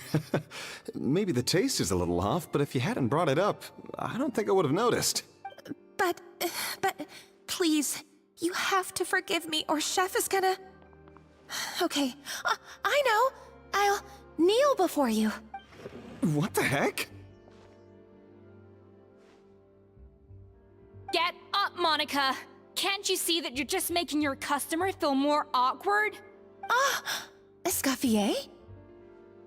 If you want forgiveness, then do what any self-respecting chef would do. Make the dish again. And this time, get it right. You cannot go begging your customers to feel sorry for you. Savannah said that I'm not allowed back in the kitchen until I've corrected my mistake. But if I can't go back into the kitchen, I can't do the dish over. That's some backwards logic. How can you fix your mistake without being allowed to cook? If this is what Fermat had to put up with, then no wonder he had a breakdown. We apologize for interrupting your meal, sir. It's fine. With my layman's palate, it's not like I can tell the difference anyway. I was actually quite enjoying my meal until she appeared out of nowhere and started apologizing. Gave me a bit of a fright, to be honest. Oh, well, it's because Chef Savannah tasted a bit of the leftover soup from my pot and then threw me out of the kitchen. Gosh, that's pretty strict. Has she always been that way? I don't recall things being like this when Escoffier was head chef here. I gotta say, you're all looking a little worse for wear these days. I mean, Escoffier was strict too, but I think the difference is that her criticism was more constructive, so you knew what you did wrong and how to improve, and we all knew that it came from a good place. Chef Escoffier was hard on us because she truly wanted us to reach her level. But these days, whenever we make a mistake, we just get told to wake up, get your head in the game, or just do it again. And it's only gotten worse since word got out that Chef Escoffier had started working again in the Fleuve Cendre. She can pronounce it. Monica, you don't need to call me chef. I'm not the boss here anymore. Yeah, but through no fault of your own, what happened back then, that wasn't on you, and all of us know that. That banquet was a huge event, and so many staff were involved every step of the way. With so many moving parts, there's no way of knowing how that Lumiline ended up in the food we served. Lumiline? What's that? A new drug from the Fontaine Research Institute, produced from an extract of the Lumitwell. Apparently it sharpens the senses, so they used it to treat people with impaired responses to stimuli. Oh, yeah, I've heard about that. They found out you can use it as a flavor enhancer since it stimulates the taste buds. Makes things pretty addictive. They also found that overuse can have mood-altering effects, and even lead to nerve damage. So it quickly ended up on the guard's list of controlled substances. Unfortunately, however, some food products containing the additive had already made it to the market by the time the guards banned it from the restaurant industry. Everyone knows that in all likelihood, someone probably just purchased a batch of contaminated ingredients by mistake. But you took all the blame. We all know why. You just didn't want to see this turn into a place where tensions are constantly running high, because everyone's suspicious of each other all the time. And now look at you, a fry chef in the Fleuve Cendre. What are you trying to say? Sure, the Spina's Tavern is no Hotel de Boer, but come on, it's not that bad, is it? Oh, the Fleuve Cendre, you say? Great. That's where I'm dining from now on. Monica, I'm very happy with my current job. And there's no changing the past. We just have to let bygones be bygones. Besides, at the end of the day, I was the head chef, regardless of whose mistake it was. Ultimately, the responsibility lay with me. If only Savannah was half the boss you were. I'm sorry?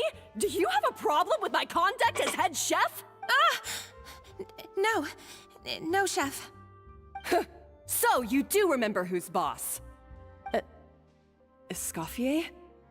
I thought you'd left this place for good. What are you doing back here? What happened to you, Savannah? Why are you acting like this? When I turned this place over to you,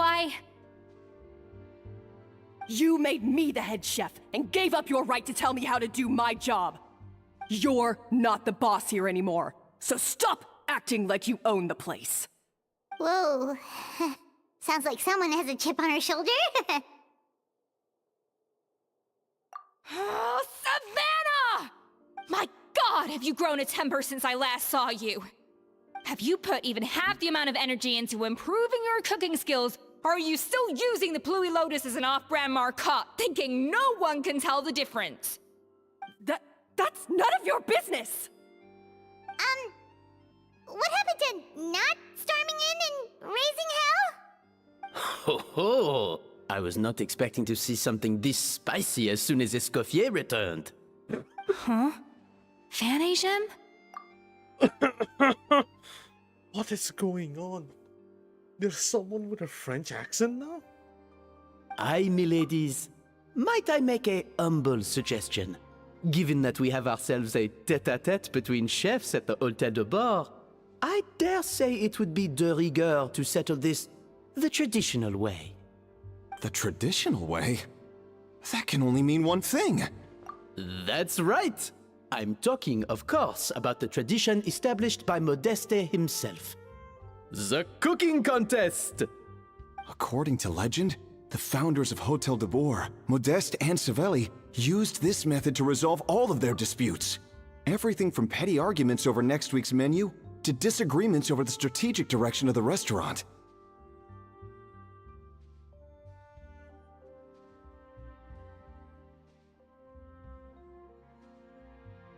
Yep, and that was stunning. She ate her meal. One moment.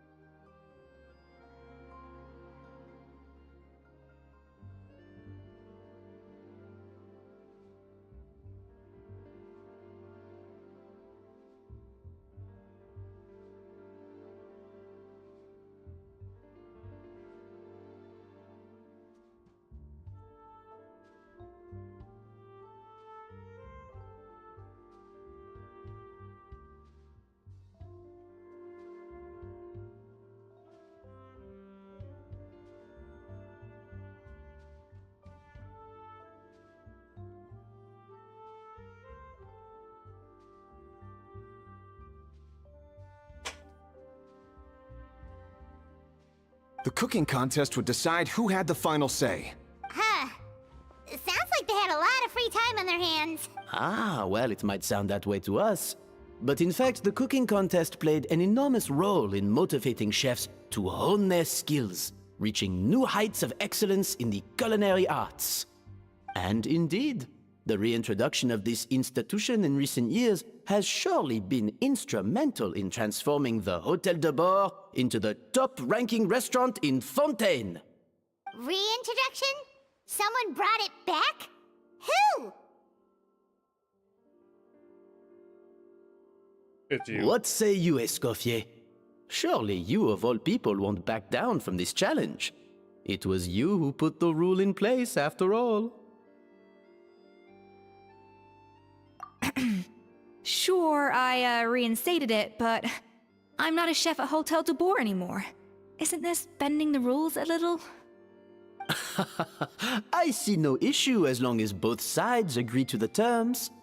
We could simply treat it as an exhibition of sorts.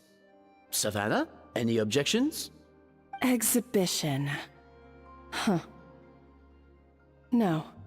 If we're going to battle it out, let's put it all on the line. If I lose, it's up to you what happens to me. I don't want anything to happen to you. But if you lose, you hand over the Codex de Boer to me. What? The Codex de Boer? Only the legendary handbook written by the original head chef Modeste. It contains all his secret recipes, including Gâteau de Boer. It's the greatest treasure in Fontaine's culinary world. And only the present and former head chefs of the Hôtel de Boer have the right to read it. Present and former? Wait, but that already includes Savannah, though. What do you want that old thing for? You have your own copy, don't you? Don't take me for a fool. You know perfectly well what I mean. Damn, what the hell does this dog want? What?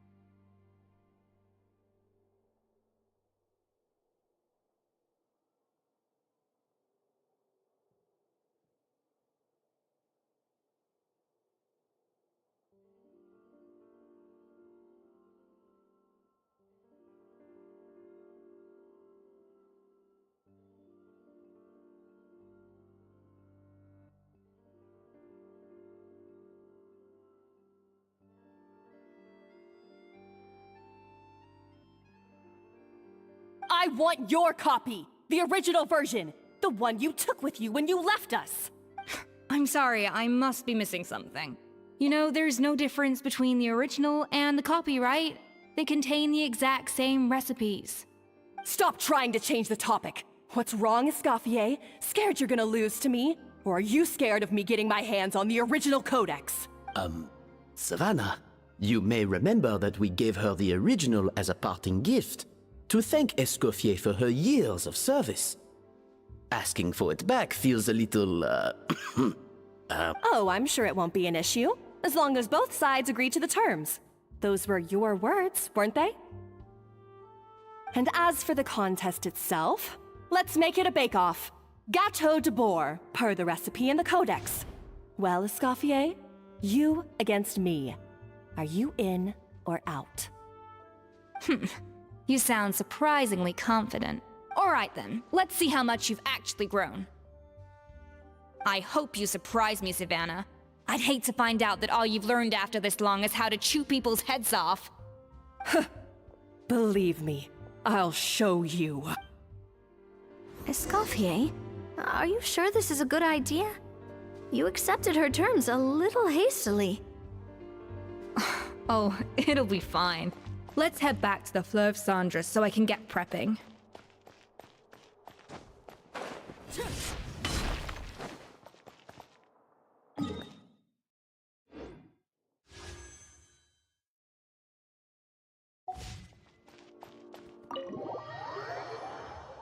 A little bit sleepy, but this is a decent progress, honestly. I'm gonna go through just a little bit more, and after that I'm just gonna go off. I'm asleep.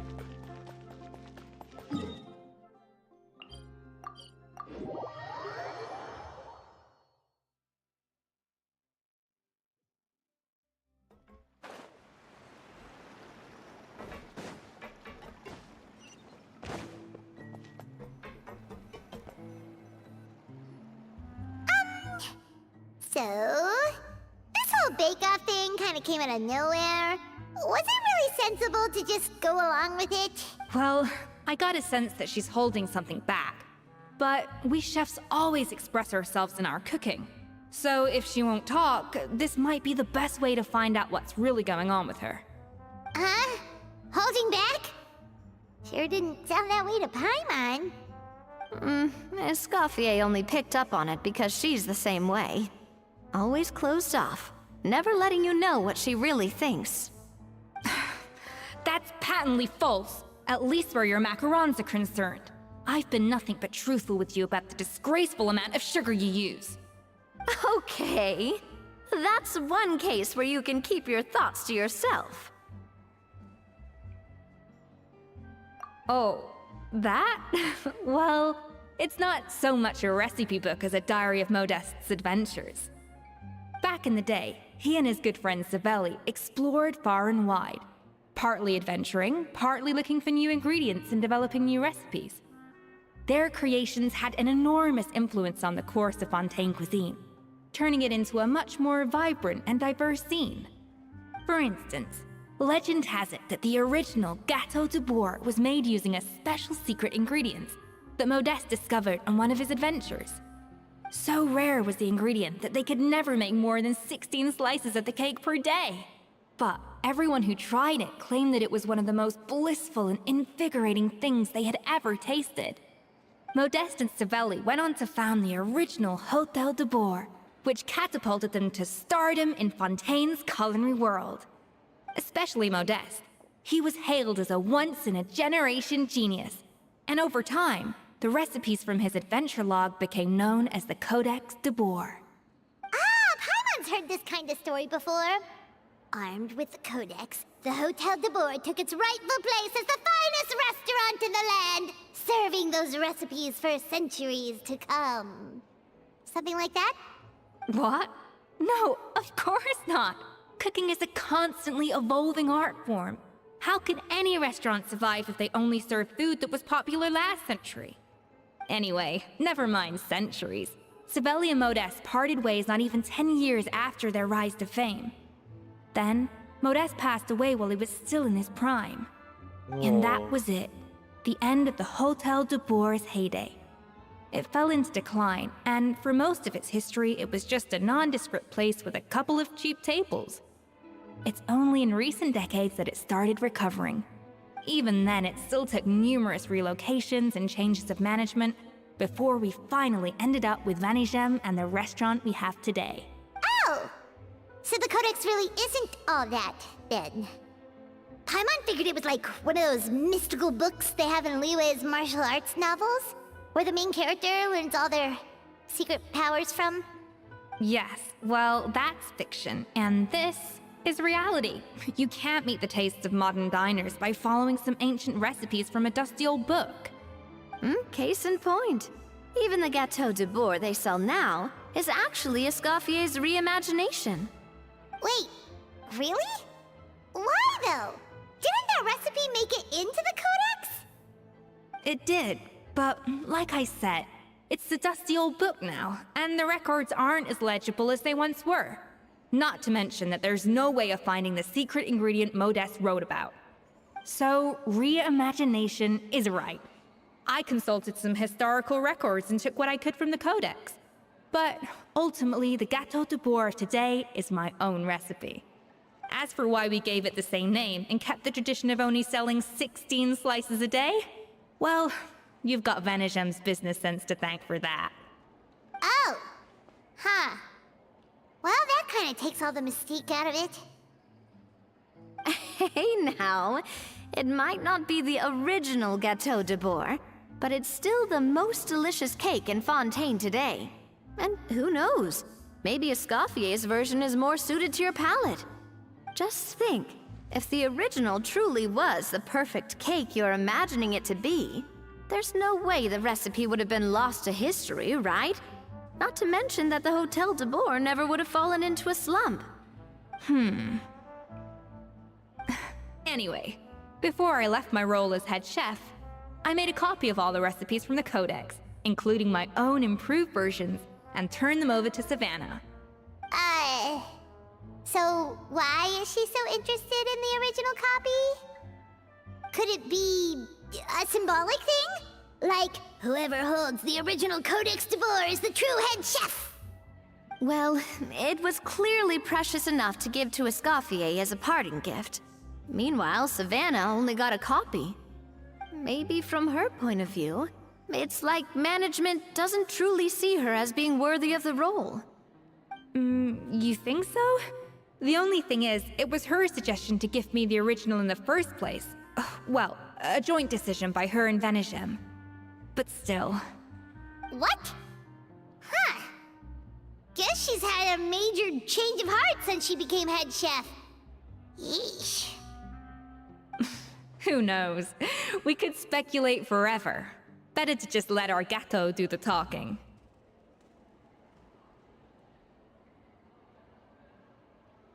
It means vesting her in this bake-off, and then getting her to explain herself, even if I have to beat it out of her with a spatula. However much she's changed since we worked together, I believe that she still has her chef's pride. And if she respects the art, she'll respect the outcome of our contest. Well, I'm confident that you and your spatula can get justice for Froment. All you need to do now is win the contest. But that should be a breeze for you. Let's not get too ahead of ourselves. Gâteau de Boer is very complicated to make. Usually, it takes 3 chefs working in tandem to cover everything. Now, if I had to push it, I could probably do the work of 3 chefs myself. But I'd prefer to play it safe if I can find a couple of assistants in time. Well, that's easy. The 3 of us are veterans in the kitchen. You just need to pick 2 of us. Well, I have heard the Traveler is an accomplished cook, as well as a warrior. But be warned, I will hold you to exceptionally high standards. Think you're up to the task? Oh, count me in too. I've spent weeks perfecting my macarons after your scathing review. Even if it means competing against the Traveler, so be it. I'll show you what I'm made of. Confident. I like it. Alright, let's start with some elementary mise en place. Show me your knife skills. It's been a few days. Been on flying project should be over by now. Let's head over to the Palais Mermonia to see how Kakuku's doing. I've always called it chopping stuff up, not mise en place. But it's basically the same thing, right? Oh, Navia. The difference in your case is that mise en place is chopping stuff up without sending juices flying all over the kitchen.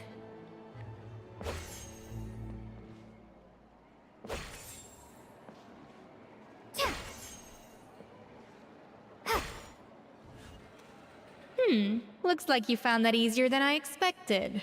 Yeah, thankfully it was pretty straightforward in the end. You made it sound like we'd be carving statues out of fruits or something. Well, brace yourself, because the next step is anything but straightforward.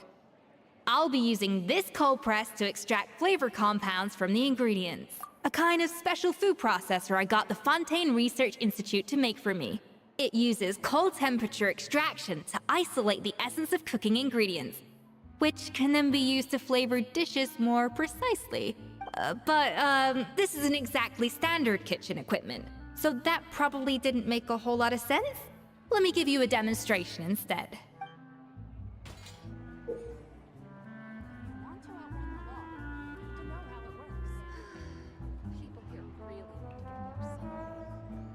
Custom-made equipment from the Fontaine Research Institute, huh? That's some pretty high-tech food prep. Paimon's never used anything this weird before. Cool! Not weird.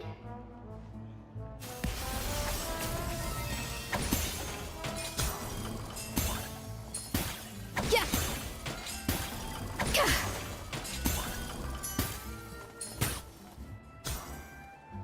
And done. These are the flavor compounds extracted from our ingredients. I've processed all the fruit you chopped up earlier. Wow! Even the smell is so much more concentrated. What next? Do we add all this stuff in? Absolutely not! Throwing everything in at once will ruin the balance of flavors. We have to go slowly and carefully to calibrate the exact flavor we want. I'll demonstrate again. Now, watch closely.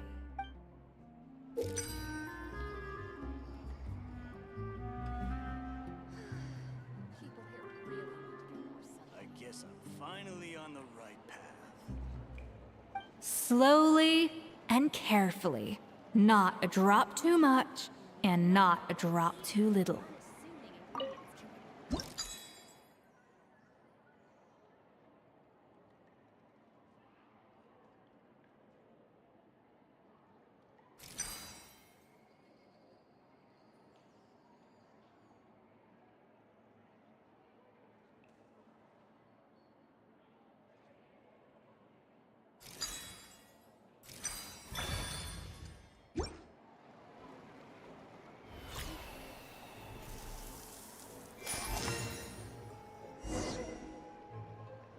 And voila!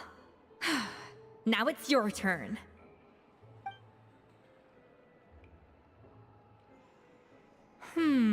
Not terrible. Considering this was everyone's first time blending flavor extracts, it could have been worse. But the Traveler's work was surprisingly good. Are you sure you've never done this before? You got almost perfect results on your first try.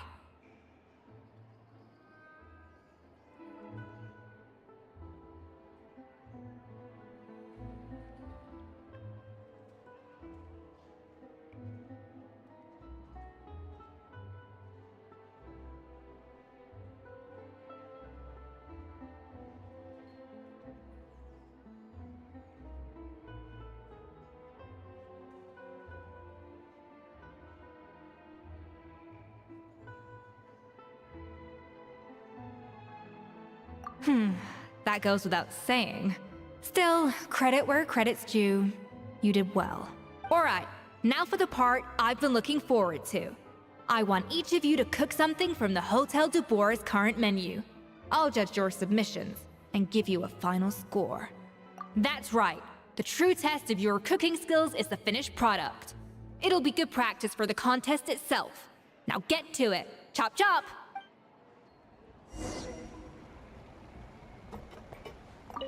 how's it going? Have you picked a dish yet? Choose wisely. I expect you to present the most delicious thing on the menu.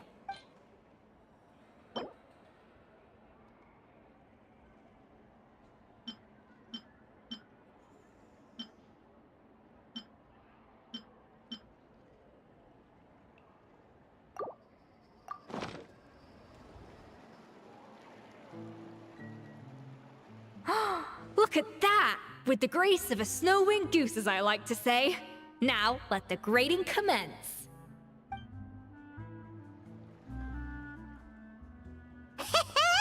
Pretty good, right? Not to brag or anything, but Paimon's a bit of a connoisseur when it comes to la food. 6 points. What? Oh, well, fair enough. Paimon doesn't cook all that often, so as long as it's a pass. That's 6 out of 100. What? You say you're a connoisseur, but it's quite clear from this dish that you have far more experience consuming food than creating it. By that logic, I suppose you think listening to Lady Farina on repeat every day would make you an opera singer. Aww. Me next! I'll have you know that this batch of macarons has 2 whole tablespoons less sugar than my previous ones. So you went from 12 tablespoons to 10? Well, it's nice to know you actually measured it out. Because it tastes like you just threw in whatever was left in the jar. 6 points. Aw. Now to the final dish. So, what do you think? This is our last hope. 8 points. Darn! That's barely higher than what we got. Not exactly. The color is spot on. Beautiful aroma. Excellent presentation. I have to give this one 8 points out of 10. Maybe even 9 points. Huh? How did you pull that off? Don't get me wrong. There's room for improvement. But still, this is clearly the work of an accomplished chef. I can tell that you've put many hours of work into honing your skills in the kitchen. I can really taste the grace of the snow-winged goose in this dish. The traveler's journey, with all its trials, tribulations, and setbacks. Not to mention the frustrations of having a picky eater for a partner. Hey, you made that last part up! No way did you taste that! Well, it looks like I lost fair and square. I guess you'll be taking the Traveler as one of your assistants then? But if it takes 3 chefs, that still leaves 1 slot remaining. Maybe Paimon and Navia should keep practicing and see how it goes? Chef Escoffier!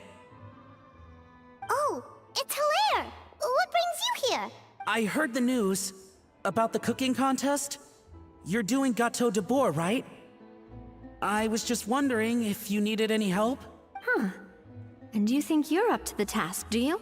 Oh, no, I know I'm not there yet. It's actually my dad who wanted to help. Firma, last I heard, you could barely get out of bed. Chef Escoffier, Navia, Traveler, thank you all so much for everything you're doing for me and my family. I've had enough of sitting around at home while you run yourselves ragged. If you let me, I'd like to help you win this cooking contest. Yeah, I was gonna say the same thing. Don't you worry. I'll be fine. I'm feeling much better now. I'm sorry. I know I've been rather useless these past few days, but not anymore. The fact is, I'm a fine chef. Despite recent events, I've proven myself in the Hotel de Bois kitchen. So if anyone's qualified to work under Chef Escoffier, it's me. I think. I mean, I hope so. Firma, have you even set foot in a kitchen since leaving Hotel de Bois? I have not. But I'm fully rested now. I know I can handle it. I'll prove it. Let me whip something up for you right now.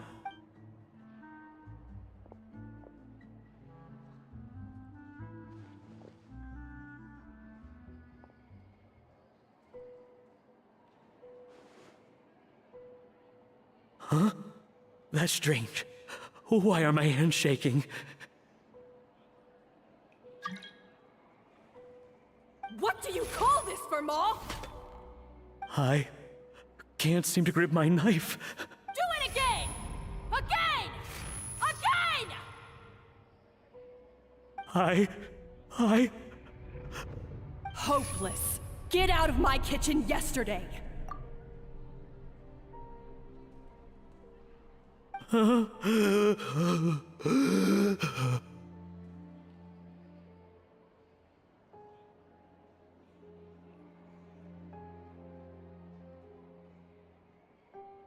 Dad, what's wrong? I don't understand. I was feeling so much better, and then Will I never be able to work in a kitchen again? Dad, talk to me. What happened? I think the real issue here is not physical exhaustion, but psychological trauma. Monica, when did you get here? Probably because you were all concentrating so hard on your cooking. I didn't want to interrupt your flow. But anyway, Verma, I'm so sorry. If only I'd known how serious your situation was, I would have stood up for you sooner. You have nothing to apologize for, Monica. During those long nights of redoing every order, you were the only person who looked out for me. Oh, come on. All I did was make you some tea. I doubt it was much help. Savannah was so ruthless toward you. I probably should have brought you something stronger. She sounds like the worst. All right, another Savannah horror story. Let's hear it. She's been getting harsher and harsher on us ever since she heard about Escathier's new role in the Fleuve Cendre. Seems like no matter what we make, she'll find something wrong with it. What is this? It looks like a dog's been at it! In the trash now! Then she orders us to redo the dish again and again, but we never know what's going to make her happy. Do it again! Do it again! Do it again! Every time you remake it, you just get another earful from her. Either straighten yourself out, or get out of my kitchen! So now, it seems like just picking up a kitchen utensil gives me flashbacks of her yelling at me. Oh man, that must be awful. The more I want to get it perfect, the more my hands shake, and the more scared I am of making another mistake. How can you give up so easily, Firma? You weren't a quitter when you were working for me. And even under Savannah, you talk about working late into the night trying to perfect your dishes. That says to me that you still hadn't lost that determination to prove yourself. What changed? I don't know what's come over me. When I think back, I just remember feeling like my heart and my hands were growing heavier and heavier as the shift went on. Each time I had to redo a dish, my heart sank a little further. Maybe Savannah was right. Maybe I am just hopeless at this. Dad. I see. Well, it sounds like there are some deep issues at work here. Ones that won't be resolved by merely seeking compensation. I will win this contest, and after that, I encourage you to approach Savannah and talk this out. But what if you can't find another assistant in time? Clearly, I'm in no state to help out. You think being one person short will ruin my chances? Let's not forget, I taught you and her everything you know. Even if I had to go it alone, I would present the perfect gâteau. Oh, well, Paimon and Nadia will still keep practicing, just in case. And so will I. Yeah! And if worse comes to worse, we can always get the Spina di Rosula to put out an emergency call for chefs. There's gotta be someone out there, right? Actually, I thought maybe I could help. That's sort of why I'm here. What? Why didn't you say so? I was going to, but then... well, this is the first chance I got. You do this for us? Thank you so much, Monica. Alright, fine by me. But aren't you still working for Savannah? Joining the other side seems like a guaranteed way to put your future employment in jeopardy. I know, but it's all right. I've made up my mind. With the way things are, I can't keep working for Savannah much longer anyway. Unless I want to become the next Fermat. I'm done with sucking it up. It's time to try and turn things around. If this cooking contest can get Savannah to see the error of her ways, then I'm sure she'll forgive me for this. Well, Hyman didn't think we'd be poaching from Savannah's staff to get our third person, but there you go. Anyway, Monica's a professional chef, so nothing could possibly go wrong now. Great! Then it's settled. And to congratulate you all on making the team, I propose a Spina-sponsored meal to celebrate. Spina-sponsored? Wait, you mean I'm cooking? Well, I promised the Traveler a feast in the Fleuve Cendre. And I know how much you've been looking forward to it. Yeah! Feast, feast, feast! All right, if you insist, then prepare for some of the finest food of your lives.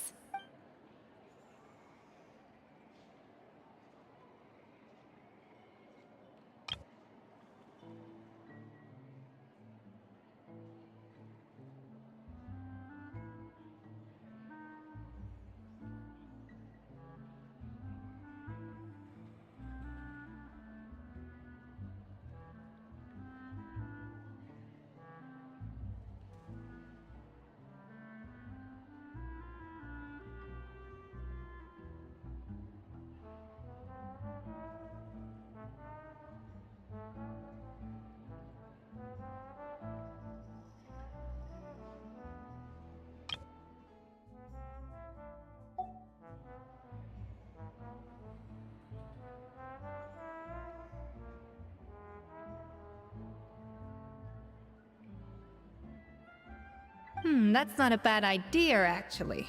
Wait, hold on. You need to finesse that further.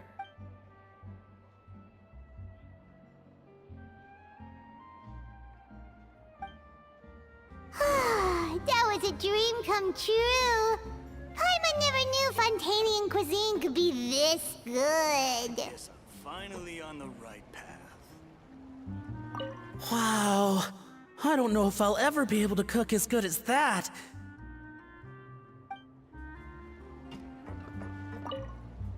Wow. So, this is what Chef Escoffier is truly capable of. I wish I could eat that all over again.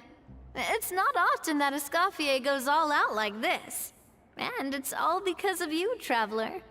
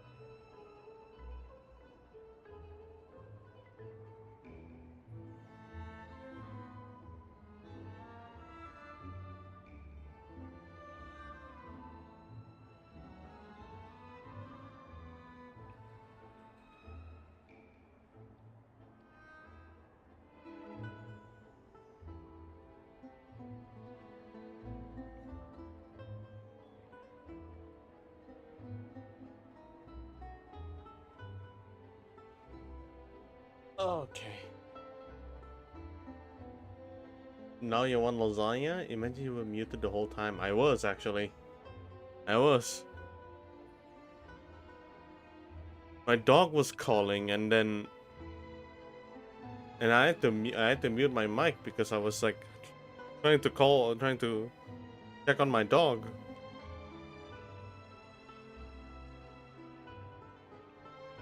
Yeah. The bells. The bells.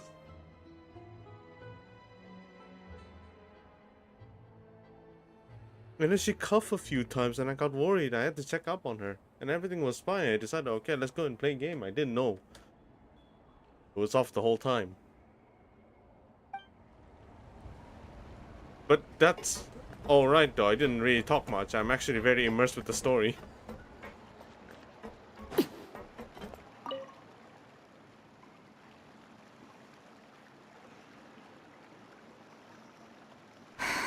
Why, Savannah?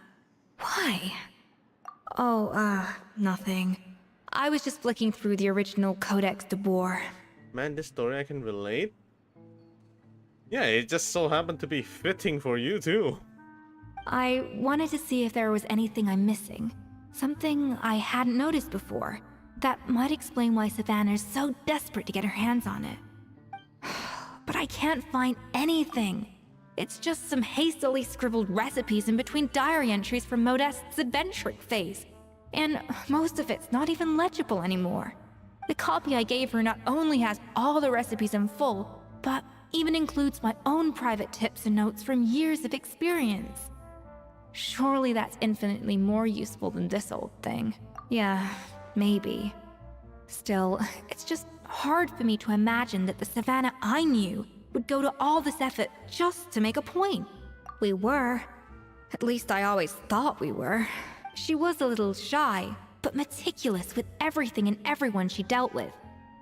She made a few mistakes here and there, but she was quick to correct them whenever they were pointed out.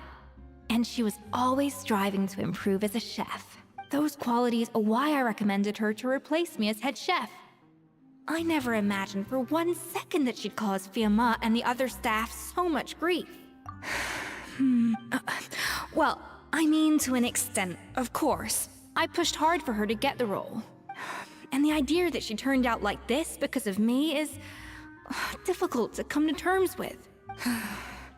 I wonder if this is how Modeste felt back when he was writing the Codex. Yes, with his good friend and co-founder of the Hotel de Boer, Savelli.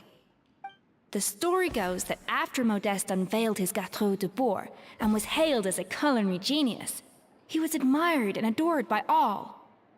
But his newfound fame slowly drove him and Savelli apart. Unlike Modeste, whose every new creation was an instant hit, Savelli seemed to face setbacks at every turn.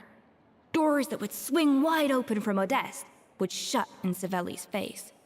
And with Modeste being whisked off to all manner of functions by his celebrity friends, he had less and less time to discuss the culinary arts with Savelli.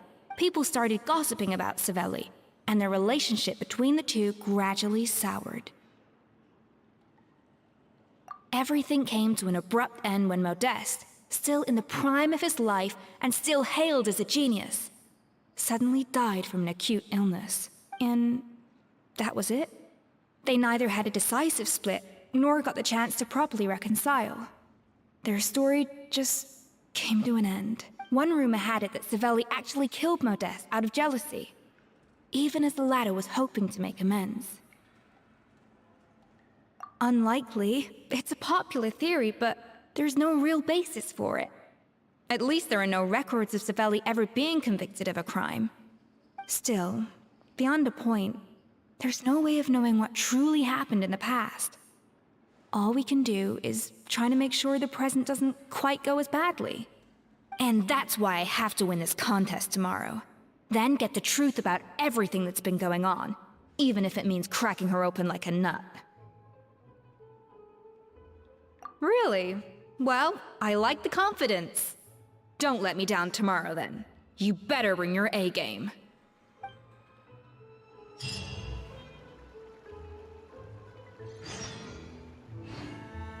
Wait until the following day. I think that's a good checkpoint to stop the stream. I'll continue tomorrow, actually.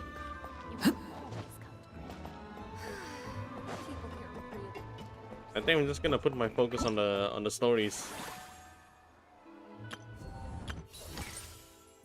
Then put up a different category for exploration, because I heard that the world quest is super damn good.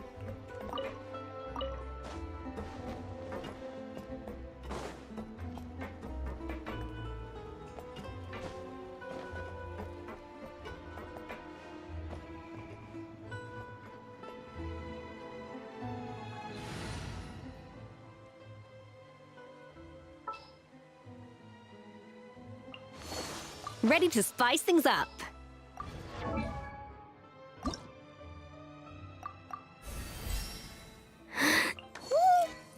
Hmm?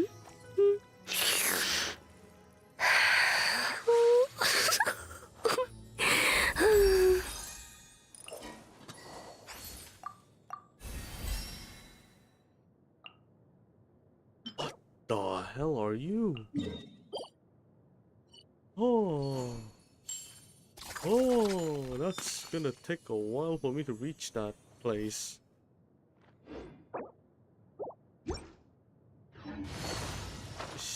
Okay, she is not gonna get upgraded anytime soon.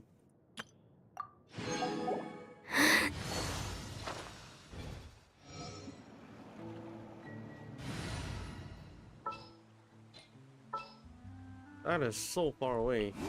Molly? Alright. I think I'm done for the day. There's a relatively short stream. GG's, good night. I'm gonna go to sleep now. Bye bye.